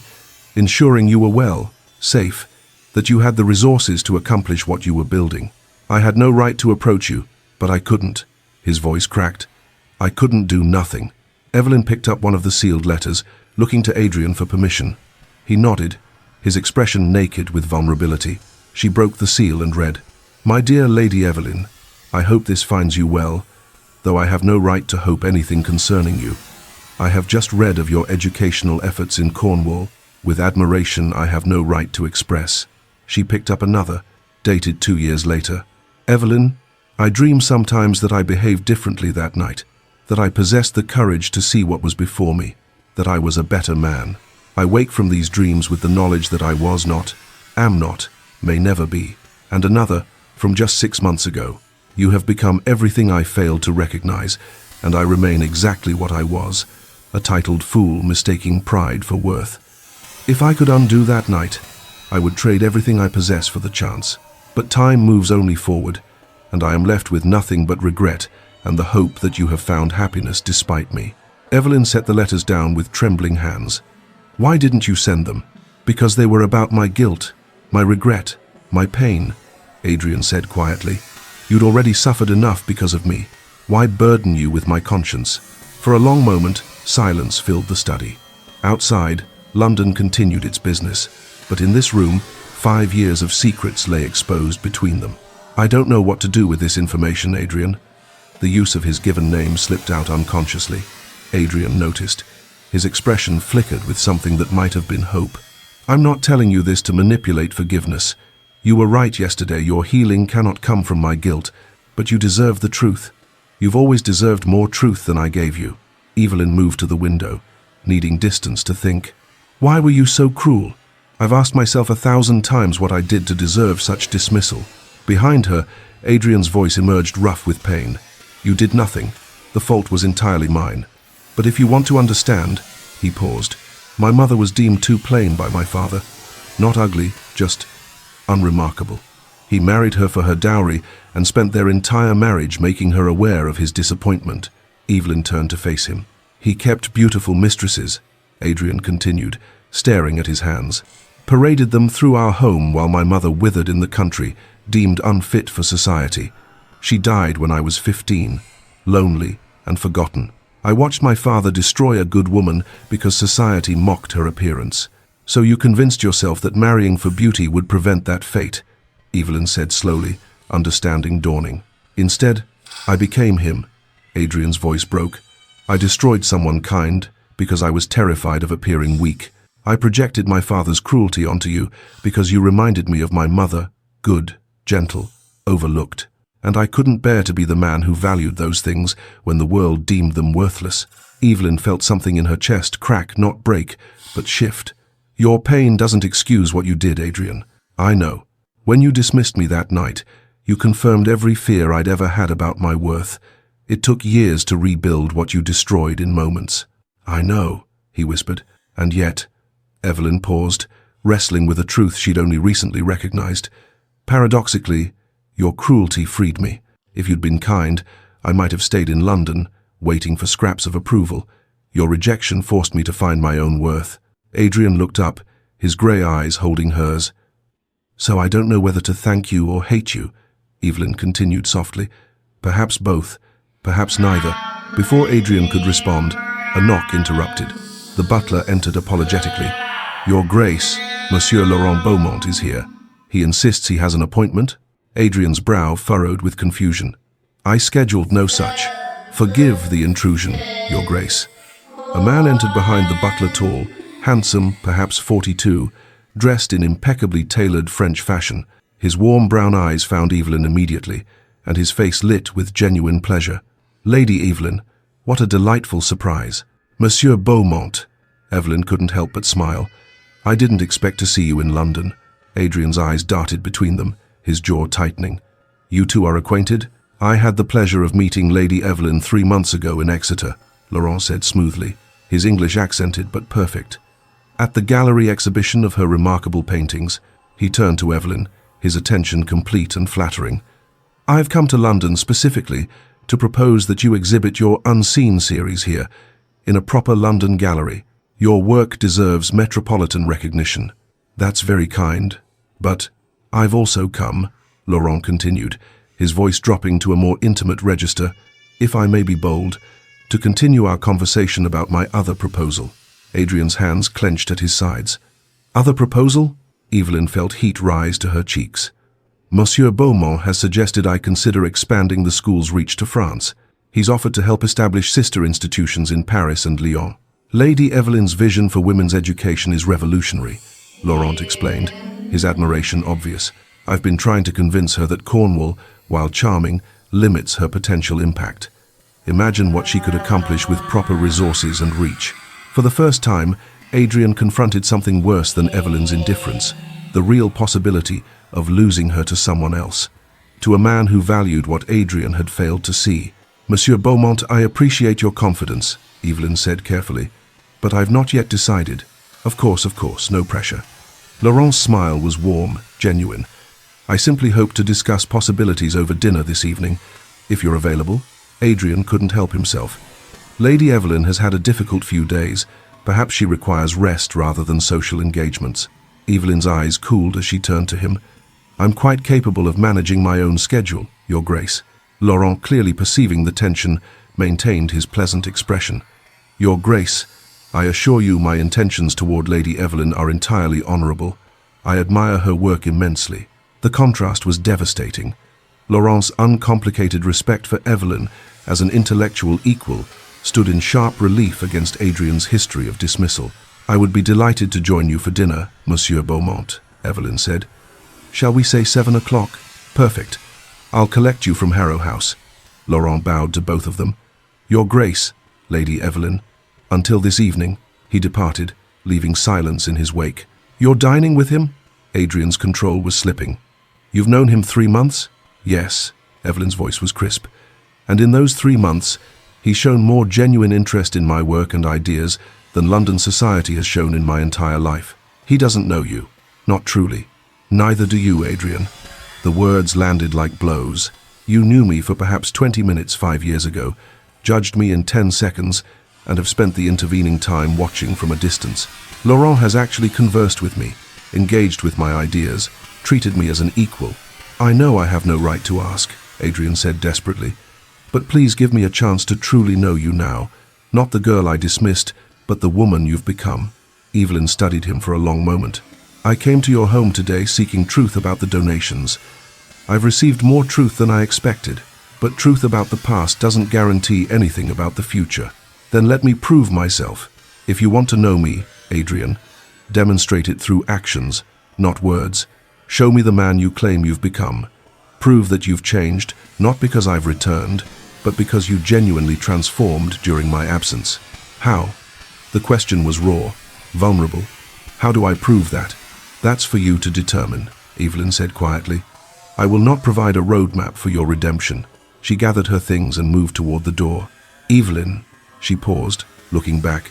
"The donations," Adrian said, "they were never about buying forgiveness.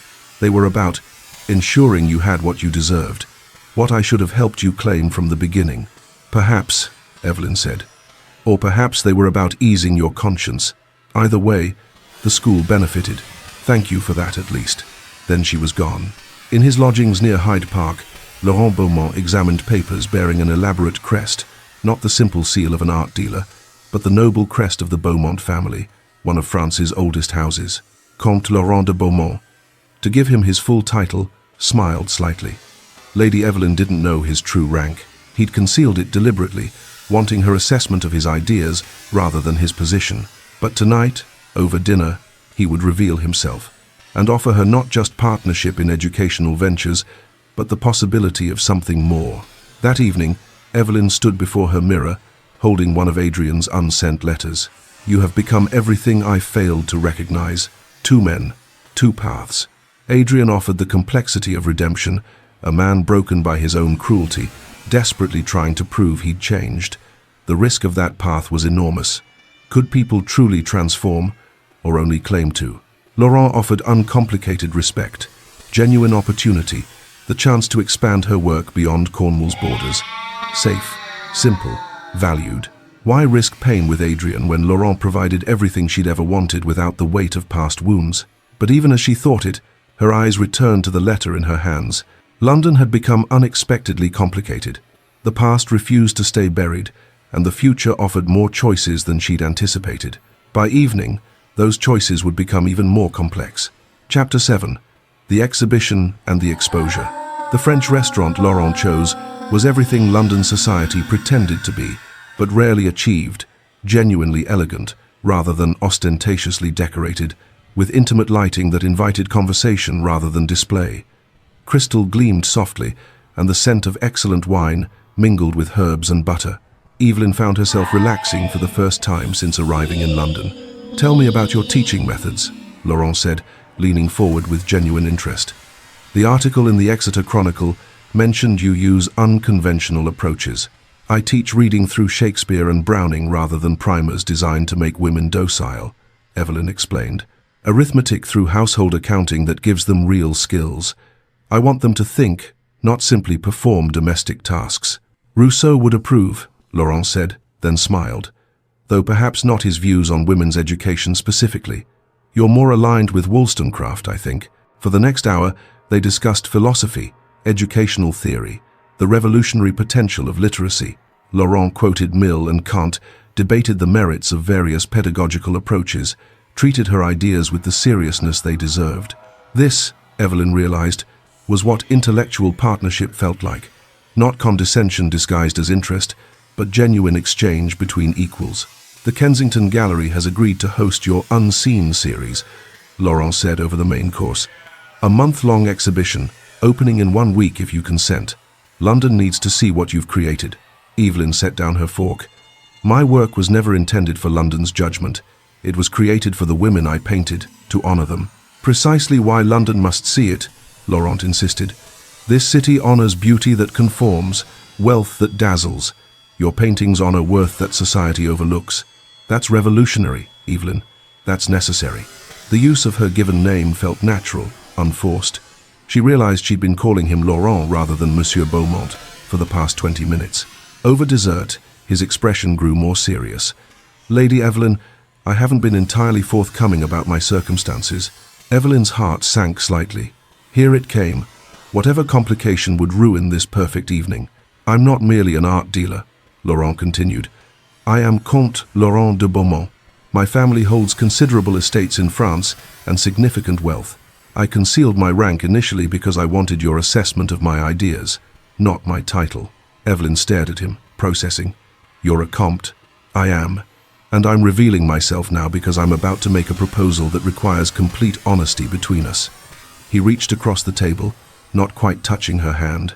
Come to France, not as my guest, but as my partner in creating a network of schools, in establishing galleries for overlooked artists, in building something meaningful together.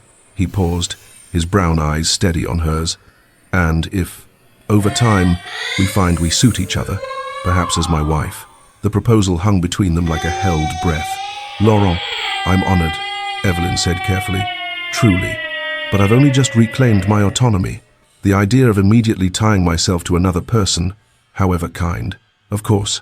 His smile was understanding, no trace of wounded pride. I don't require an answer now.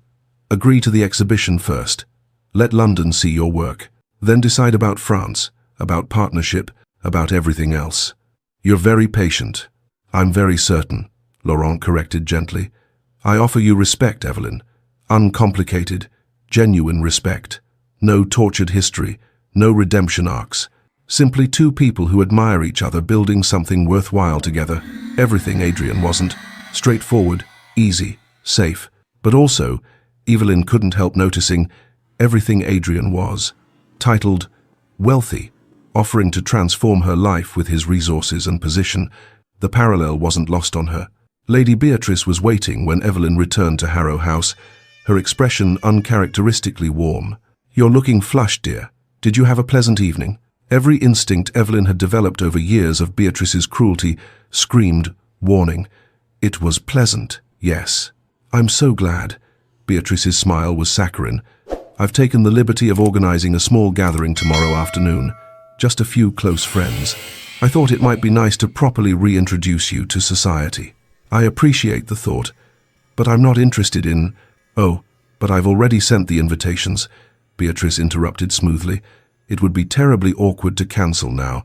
Besides, the Duke of Blackwell specifically accepted. Evelyn's spine stiffened. You invited the Duke? He's been so generous to your little school. It would be rude not to include him. Beatrice's eyes glittered with malice, poorly disguised as innocence. 3 o'clock tomorrow. Do wear something appropriate. She swept from the room, leaving Evelyn with the certainty that she'd just been maneuvered into a trap. Across London, Adrian spent a sleepless night at his desk. If Evelyn wanted actions rather than words, he would provide them. By dawn, he drafted 3 documents that would irrevocably change his relationship with London society. The first was a letter to the Times. I write to publicly endorse Street Morwen School for Women in Cornwall, under the direction of Lady Evelyn Harrow. Her innovative educational methods demonstrate what can be accomplished when we invest in the intellectual development of all citizens, regardless of gender or class. I call upon my fellow lords to support similar initiatives across England. The second was a series of letters to parliamentary allies, using his political influence to propose legislation supporting female literacy programs. The third was personal, a decision to attend Beatrice's gathering and publicly demonstrate his changed perspective before the very society that had watched him dismiss Evelyn. You're playing with fire, Blackwell, Lord Henry warned when Adrian explained his plans over breakfast. Society doesn't forgive men who contradict their previous positions. Then let them condemn me, Adrian said quietly. I've spent 5 years being what they expected. It's gained me nothing but emptiness. The afternoon gathering at Harrow House assembled like a tribunal. 20 guests crowded the drawing room, all members of the elite circle that had witnessed Evelyn's original humiliation. Lady Thornbury and Cecilia claimed the best seats. Lord Henry and his wife positioned themselves near the windows. Various other lords and ladies arranged themselves with the careful attention to hierarchy that London society had perfected over centuries. And, conspicuously, near the fireplace, stood the Duke of Blackwell. When Evelyn descended the stairs in afternoon dress of deep amber, simple but striking against her colouring, every eye turned. The whispers began immediately. She does carry herself better than she used to. Still plain, though, wouldn't you say? I heard the Comte de Beaumont is courting her. Can you imagine? Beatrice played the doting stepmother with theatrical perfection. My dear stepdaughter, who's accomplished so much in Cornwall, we're all simply fascinated by your quaint educational project. How charitable of you, Evelyn, Lady Thornbury contributed, to spend your time with fishermen's daughters. Such noble self-sacrifice. Evelyn recognized the setup, but couldn't see where it was leading. Yet, and we've all been fascinated, Beatrice continued with calculated innocence, by the Duke of Blackwell's sudden interest in women's education. Such a surprising passion for a man who once said, "Now, what was it exactly?" Before she could finish, Evelyn spoke clearly. The Duke said that he danced with ladies who enhanced his reputation, not diminished it. He said this about me 5 years ago, in a room much like this one. Shocked silence fell like a curtain. Many of you were present, Evelyn continued, her voice steady. Some of you laughed. All of you remembered it enough to gossip about it for months afterward. So let's not pretend we're discussing ancient, forgotten history. Adrian stood, drawing every eye. Lady Evelyn is correct. I said those words, and I was wrong, catastrophically, shamefully wrong. The room seemed to hold its collective breath. I stood in a ballroom 5 years ago, Adrian continued, his voice carrying the weight of genuine remorse, and dismissed a kind, intelligent woman because I was too shallow to see past society's arbitrary standards of beauty. Too proud to risk my reputation by acknowledging worth that didn't announce itself with fashionable gowns and aristocratic connections. Lady Thornbury made a small sound of disapproval, but Adrian pressed on. I watched her be humiliated and banished, and I did nothing. I told myself it was appropriate, that she was unsuited for our society. The truth is that I was unsuited for anyone's society, too cowardly to defend the vulnerable, too concerned with my own standing to risk it for decency. He turned to face Evelyn directly. Lady Evelyn has built schools, educated hundreds of women, created art that honors human dignity. I've maintained estates and attended parties. She spent 5 years becoming someone worthy of admiration. I've spent 5 years regretting that I failed to be someone worthy of her regard. His gaze swept across the assembled society. So judge me, if you will. Gossip about the Duke, who publicly admitted fault. But know this, if you mock Lady Evelyn now, you mock someone who has accomplished more genuine good than everyone in this room combined. The silence stretched. Then, Lord Henry began to clap, slowly at first, then with genuine enthusiasm. Blackwell speaks truth. I was there that night. We were all cruel. Lady Evelyn deserved better than our contempt. How dramatic, Lady Thornbury sniffed. Surely we're all overthinking a minor social incident from years ago. It wasn't minor to Lady Evelyn, Mother, Cecilia said quietly, surprising everyone in the room, perhaps herself most of all. We were horrid to her. I was horrid to her. Beatrice, seeing her carefully orchestrated humiliation transforming into Adrian's redemption, unleashed her venom. How touching, Your Grace. Though one wonders if your sudden conscience is motivated by genuine remorse or by the fact that my stepdaughter has attracted the attention of a French Comte. Perhaps you're less interested in making amends and more interested in preventing competition. To Evelyn's own surprise, she found herself defending Adrian. His Grace's motives are his own, Lady Beatrice, but his actions funding educational initiatives, advocating publicly for women's opportunities, speak more clearly than speculation. From the corner of the room, a tremulous voice interrupted. Lady Beatrice, perhaps we should discuss why you were so eager to banish Lady Evelyn 5 years ago. All eyes turned to Miss Henrietta Walsh, Lady Thornbury's pale companion, who looked terrified but determined. I'm sure I don't know what you mean, Beatrice said sharply. I was employed in the Harrow household 5 years ago. Henrietta continued, her voice growing stronger. "I overheard conversations between you and Lord Ashford, the affair you were conducting. You feared Lady Evelyn might innocently reveal something, so you orchestrated her exile." "That's a lie." Beatrice's composure cracked. "I heard the rumors too," another guest, Mrs. Peters, admitted reluctantly. "We all suppressed them out of courtesy, but Lord Ashford was quite indiscreet before his death. The room turned on Beatrice like a pack scenting blood. A widow having an affair was scandalous. Orchestrating a stepdaughter's banishment to conceal it was unforgivable." One by one, guests made excuses and departed, distancing themselves from Beatrice's toxic reputation with the ruthless efficiency London society had perfected. Within 20 minutes, only Adrian and Evelyn remained.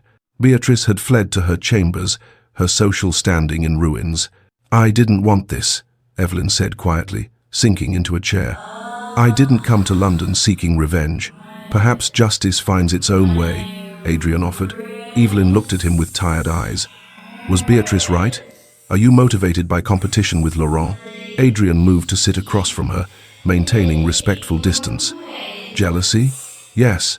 I won't pretend I'm not jealous of a man who had the sense to value you from the beginning. But that's not why I spoke today. I spoke because I've been a coward for 5 years, and I'm trying, perhaps failing, but trying to be better." A knock interrupted. A messenger handed Evelyn a note. She read it, her expression unreadable. "The Kensington Gallery exhibition opens in 3 days. Laurent has arranged everything. Will you do it?" Adrian asked. "I don't know. It means exposing my most vulnerable work to the society that rejected me." "Let me attend," Adrian said suddenly. "Not as a suitor, not to compete with Beaumont, but as someone who wants to support your work. You're under no obligation to acknowledge me, speak to me, or even notice my presence. But let me be there." Evelyn studied him for a long moment. "The exhibition isn't about you, Adrian. It's about the women I painted, the work I've built. If you attend, remember that.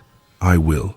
That evening, Evelyn stood at her window watching London's lights flicker in the gathering dusk. 2 men wanted her. Society had turned its vicious attention to Beatrice instead of her. And in 3 days, her art, her soul, really, would be displayed for judgment. The exhibition would expose more than paintings. It would reveal truths about beauty, worth, and the woman who'd been called plain. London wasn't prepared, but then again, London never was. Chapter 8. The Woman They Couldn't Forget. 3 days later, the Kensington Gallery had been transformed into something extraordinary. The walls were draped in deep blue fabric that made Evelyn's paintings luminous against the backdrop, each portrait lit to perfection. 20 works comprised the Unseen series: fishwives with weathered faces and kind eyes, teachers with ink-stained fingers and patient smiles, widows who had built businesses from grief, students whose hunger for knowledge radiated from the canvas. Each woman painted with profound dignity, capturing strength that society habitually overlooked. But in the gallery's place of honor, commanding attention the moment one entered, hung The Girl They Called Plain. Evelyn's self-portrait from 5 years ago arrested the eye with its raw vulnerability. The girl in faded lilac muslin stood half hidden by potted palms at a ball, her grey-blue eyes holding quiet sadness, but also unmistakable dignity. Evelyn had painted her younger self with such tenderness, such compassion, that she became heartbreakingly beautiful. Not despite her pain, but encompassing it. "It's perfect," Laurent said, standing beside Evelyn as guests began to arrive. "Everything is perfect."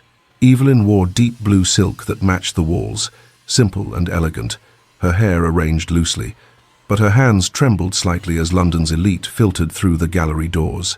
"What if they hate it?" she whispered. "Then they're fools," Laurent replied firmly. "And their opinion will not matter." But it would matter, Evelyn knew, not because she needed their validation, but because their reaction would reveal whether anything had truly changed in 5 years, in them, in her, in the world they both inhabited. The turnout was surprising. The scandal surrounding Beatrice had paradoxically increased interest in Evelyn. Everyone wanted to see the woman at the center of society's latest drama. Lord Henry arrived with his wife, both greeting Evelyn with genuine warmth. Cecilia Thornbury appeared without her mother, her expression uncertain but curious. Various lords and ladies circulated with champagne and assessment. Art critics from major newspapers moved through the exhibition with notebooks, their faces thoughtful.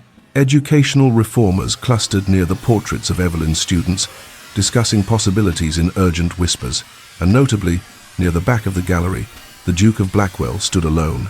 Adrian had dressed impeccably but without ostentation, his dark coat and grey waistcoat speaking of restraint rather than display. He positioned himself where he could observe without imposing, keeping his promise not to intrude on Evelyn's night. But his eyes found her immediately and didn't leave. Laurent moved to the centre of the gallery and raised his hand for attention. Conversations quieted as London society turned toward the elegant Frenchman. "Art reveals what society obscures," he began, his accented English lending weight to his words. "Lady Evelyn Harrow has created portraits that force us to see worth we habitually overlook." He gestured toward the paintings surrounding them. "These works are not merely technically accomplished, though they are morally necessary. They insist that beauty and value exist beyond ballrooms and fashion, beyond wealth and pedigree." His gaze found Evelyn, and his smile was warm. "I present to you not just an artist, but a visionary Lady Evelyn Grace Harrow." Applause rippled through the gallery as Evelyn moved forward, her heart pounding. "I'm not accustomed to public speaking," she began, her voice steadier than she felt, "and I'm certainly not accustomed to having London's attention directed toward me with anything other than dismissal." A few uncomfortable shifts in the crowd. "Good, let them feel uncomfortable. These portraits are of women I've had the privilege to know in Cornwall," she continued. "Women who taught me that worth isn't assigned by others, it's inherent. It exists whether or not anyone acknowledges it." She paused, gathering courage for what came next. "5 years ago, I was told I was plain, forgettable, unsuited for notice. Those words nearly destroyed me." Her eyes swept across the assembly, touching briefly on faces that had mocked her. "But they also freed me to discover what I valued in myself, independent of society's judgment." Adrian's hands clenched at his sides, though Evelyn couldn't see him from where she stood. "I hope these paintings make you uncomfortable," Evelyn said quietly. "I hope they force you to question who you see and who you overlook. I hope they remind you that dismissing someone says more about your limited vision than their limited worth." The silence that followed was profound. Then someone began to clap, not Lord Henry this time, but Cecilia Thornbury. Others joined gradually, the applause building until it filled the gallery. As guests dispersed to examine the paintings more closely, critics made notes with furrowed brows. One muttered to his colleague, "Revolutionary in subject and execution. This will cause quite a stir." Cecilia approached Evelyn during a quiet moment, her expression vulnerable in a way Evelyn had never seen. "I was cruel to you," she said without preamble. "Not just 5 years ago, but every time we encountered each other. I'm sorry. Your work it's extraordinary." Evelyn studied the young woman who had once laughed at her dismissal. "Thank you, Cecilia. That means more than you might realize." "I think I was jealous," Cecilia admitted. "You had something I didn't purpose, conviction. I've spent my whole life being ornamental. You've spent yours being meaningful. It's not too late to change that," Evelyn said gently. Cecilia's eyes brightened. "Do you truly think so?" "I know so." Across the gallery, Adrian stood before the girl they called plain, utterly transfixed. He saw her now, really saw her. The girl in lilac standing isolated at a ball, her expression holding quiet dignity, despite obvious pain. The way Evelyn had painted herself revealed everything. She had known her worth even then. She had seen herself clearly worthy, beautiful in her vulnerability, deserving of notice and care. He was the one who had been blind. "That's her, isn't it?" someone whispered nearby. "From that night at the Ashford ball, the Duke's been staring at it for 20 minutes, another voice murmured. "Quite telling, wouldn't you say?" Adrian didn't care. Let them whisper. Let them judge. This painting was evidence of how completely he had failed someone who deserved infinitely better. "You painted yourself with such tenderness," a quiet voice said beside him. Adrian startled. Evelyn had approached silently, now standing at his shoulder, both of them gazing at her younger self. "Even after everything," he continued, his voice rough, "you saw worth in her." "I had to," Evelyn replied softly. "No one else did." "I did." The words escaped before Adrian could stop them. "I see it now. I saw it then, if I'm honest, but I was too afraid to acknowledge it." Evelyn turned to look at him fully. "Why afraid?" Adrian's throat worked. "Because if I admitted I saw worth in someone society dismissed, I'd have to question every other assumption I built my life upon. It was easier to be cruel than to be honest.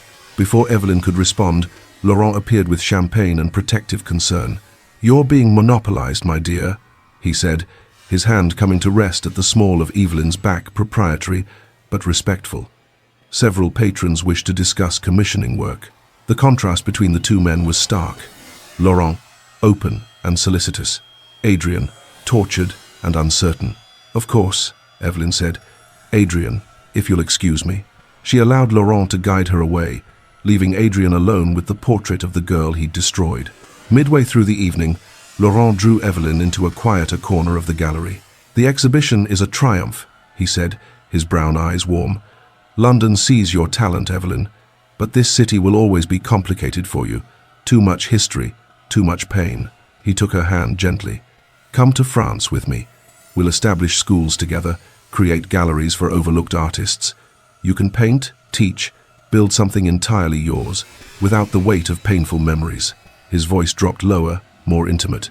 "And if, in time, you find you can trust me, care for me, perhaps even love me, I would be honored. But even if not, I offer you partnership and respect." "Laurent." "I sail in 4 days," he said. "I can delay passage if you need more time, but I hope you'll say yes." Across the gallery, Adrian saw the intimate conversation, saw Laurent's earnest expression, saw Evelyn's considering posture. Panic seized him. If she left for France, he would lose any chance of proving he'd changed, of building something real with the only woman who had ever mattered. In a breach of all social protocol, Adrian moved to the center of the gallery and raised his voice. "If I might have everyone's attention, please." Conversations halted. Every eye turned to the Duke, who looked uncharacteristically disheveled, emotional rather than composed, vulnerable rather than controlled. "I want to publicly acknowledge something that should have been said 5 years ago," Adrian began, his voice carrying through the sudden silence. "Lady Evelyn Harrow is one of the most remarkable people I've ever encountered." Gasps rippled through the crowd. "I dismissed her once because I was shallow, proud, and blind to anything that didn't conform to my narrow expectations. I've spent 5 years trying to make amends from a distance because I was too cowardly to face her directly." His eyes found Evelyn's across the room. "I funded her school not out of guilt, though I have abundant guilt, but out of genuine belief in her vision. I wrote letters I never sent because I had no right to burden her with my regret. I've watched from afar as she accomplished more genuine good than I've managed in my entire privileged life." Society stood frozen, scandalized and fascinated in equal measure. "Evelyn," Adrian said, his voice breaking slightly, "I'm not asking you to forgive me. I'm not asking you to choose me over a man who's been nothing but respectful and worthy. I'm simply asking you to know that you changed me, not by returning to London, but by existing in the world as someone I failed so completely." Silence stretched like glass about to shatter. Then Lord Henry began to applaud, slowly at first, then with genuine enthusiasm. Others joined, not everyone, but enough. Laurent watched Evelyn's face carefully, seeing emotions flicker surprise, pain, something softer he couldn't quite identify. And Evelyn, standing in the center of London, society's attention, walked through the silent gallery until she stood directly before Adrian. "Adrian Blackwell," she said clearly, "you've made a spectacle of yourself." A pause, then her mouth curved in a slight smile. "But perhaps you needed to. Perhaps we both needed this, for you to be vulnerable and for me to witness it." She took a breath. "You hurt me terribly 5 years ago. That pain was real and profound, and it changed the course of my life." Adrian's face crumpled, but Evelyn continued, "And yet, I can't entirely regret it. If you'd been kind that night, I might have married you, a girl desperate for approval, waiting on your attention. I would have been miserable, and you would have remained exactly as you were." Understanding dawned in Adrian's eyes. "These 5 years forced both of us to become people we weren't," Evelyn said. "You learned to question your assumptions. I learned to value my worth, independent of anyone's validation." She turned to Laurent, her expression tender. "Laurent, you've offered me respect, opportunity, genuine partnership. These are precious gifts, and I'm honored by them. But," Laurent said gently, already knowing, "if I went to France with you now, I'd be running again. Not from cruelty this time, but from complexity, from unfinished business." Laurent nodded with understanding grace. "Then you must stay and finish it." He raised her hand to his lips. "When you're ready for France, if you're ever ready, write to me. The offer stands indefinitely." He departed with dignity, leaving Evelyn and Adrian facing each other while London society watched with bated breath. "Adrian," Evelyn said quietly, "I don't know if I can love you. Too much has happened. Too much hurt exists between us." "I know," he whispered, "but I'm willing to discover if we can build something new. Not a resurrection of what might have been 5 years ago, but something entirely different." Hope flickered in Adrian's eyes. "We start as acquaintances becoming friends," Evelyn continued. "You prove through sustained action, not grand gestures, but daily choices, that you've genuinely changed, and I remain autonomous. My school, my work, my life remain mine." "I want nothing less," Adrian said fervently. "I don't want to rescue you or complete you. I want to know you as you actually are, and, if I'm extraordinarily fortunate, earn your partnership." Evelyn extended her hand. "Then let us begin again, Adrian Blackwell." He took it carefully, as if she might shatter. Around them, applause erupted, genuine this time, celebrating not scandal but possibility. 3 months later, on a December afternoon in Cornwall, snow fell softly over Thornfield Cottage's garden. Evelyn stood among the winter roses' hardy blooms that refused to surrender to cold, and watched Adrian approach along the cliff path. He came to Cornwall every fortnight now, not to court her in traditional ways, but to participate in the school's work. He taught mathematics to advanced students, helped repair the building, treated fishermen's daughters with the same respect he showed duchesses. He had become, slowly and through sustained action, someone worth knowing. "You're early," Evelyn said as he reached her. "I couldn't stay away."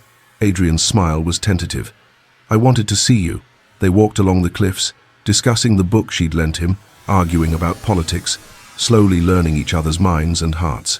Finally, as snow dusted their shoulders, Evelyn stopped and turned to face him.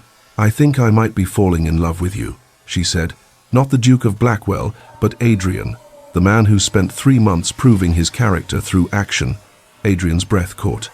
"I've been in love with you since I saw you in Hatchard's bookshop and realized the woman I dismissed was extraordinary.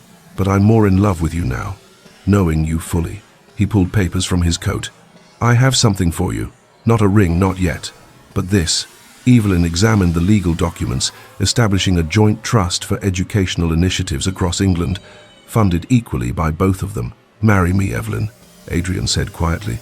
"Not because I'm a duke or because you were once dismissed and now I'm making amends. Marry me because we can build something meaningful together. Because your mind challenges mine. Because I want to spend my life proving worthy of your partnership." Evelyn looked up from the papers, snow catching in her hair. "Yes, on the condition that we're equals in all things property, decisions, life. I would expect nothing less." Their kiss was tender, respectful, full of promise. Snow fell around them, and the winter roses bloomed against all odds. The wedding, held in Penrith Small Church 3 months later, was attended by fishing families and students, Lord Henry and his wife, Mrs. Wren and Mrs. Alcott, and a handful of friends. Not a society spectacle, but a genuine celebration. London gossip churned for months over the scandal of a duke marrying a woman he'd once dismissed. But Adrian and Evelyn didn't care. They were in Cornwall, building schools and lives, creating something that mattered. In her studio at Thornfield, Evelyn completed a companion piece to The Girl They Called Plain, a portrait of herself now, titled The Woman Who Knew Her Worth. Same grey-blue eyes, same light brown hair, but radiating confidence and peace. Years later, when people asked Evelyn about her extraordinary life, she would smile and say, "They said I was plain, forgettable, unsuited for notice. They were wrong. But their wrongness freed me to discover what I was always meant to be. Not a woman defined by society's gaze, but a woman who chose herself, again and again, until someone finally saw what had always been there." And Adrian, overhearing, would add quietly, "I thought I knew what beauty was, decorative, fashionable, socially advantageous. I was catastrophically wrong. Real beauty is courage, purpose, resilience, and I nearly missed it entirely." On a cliff top in Cornwall, as the sun set over the endless sea, 2 figures stood side by side, neither leading nor following, but walking together as equals. Behind them, Street Morwen's school glowed with lamplight, dozens of students learning, growing, becoming. Before them, the sea stretched toward limitless possibility, and Evelyn Grace Harrow, the woman they'd called plain, the woman they couldn't forget, knew she had finally found exactly where she belonged.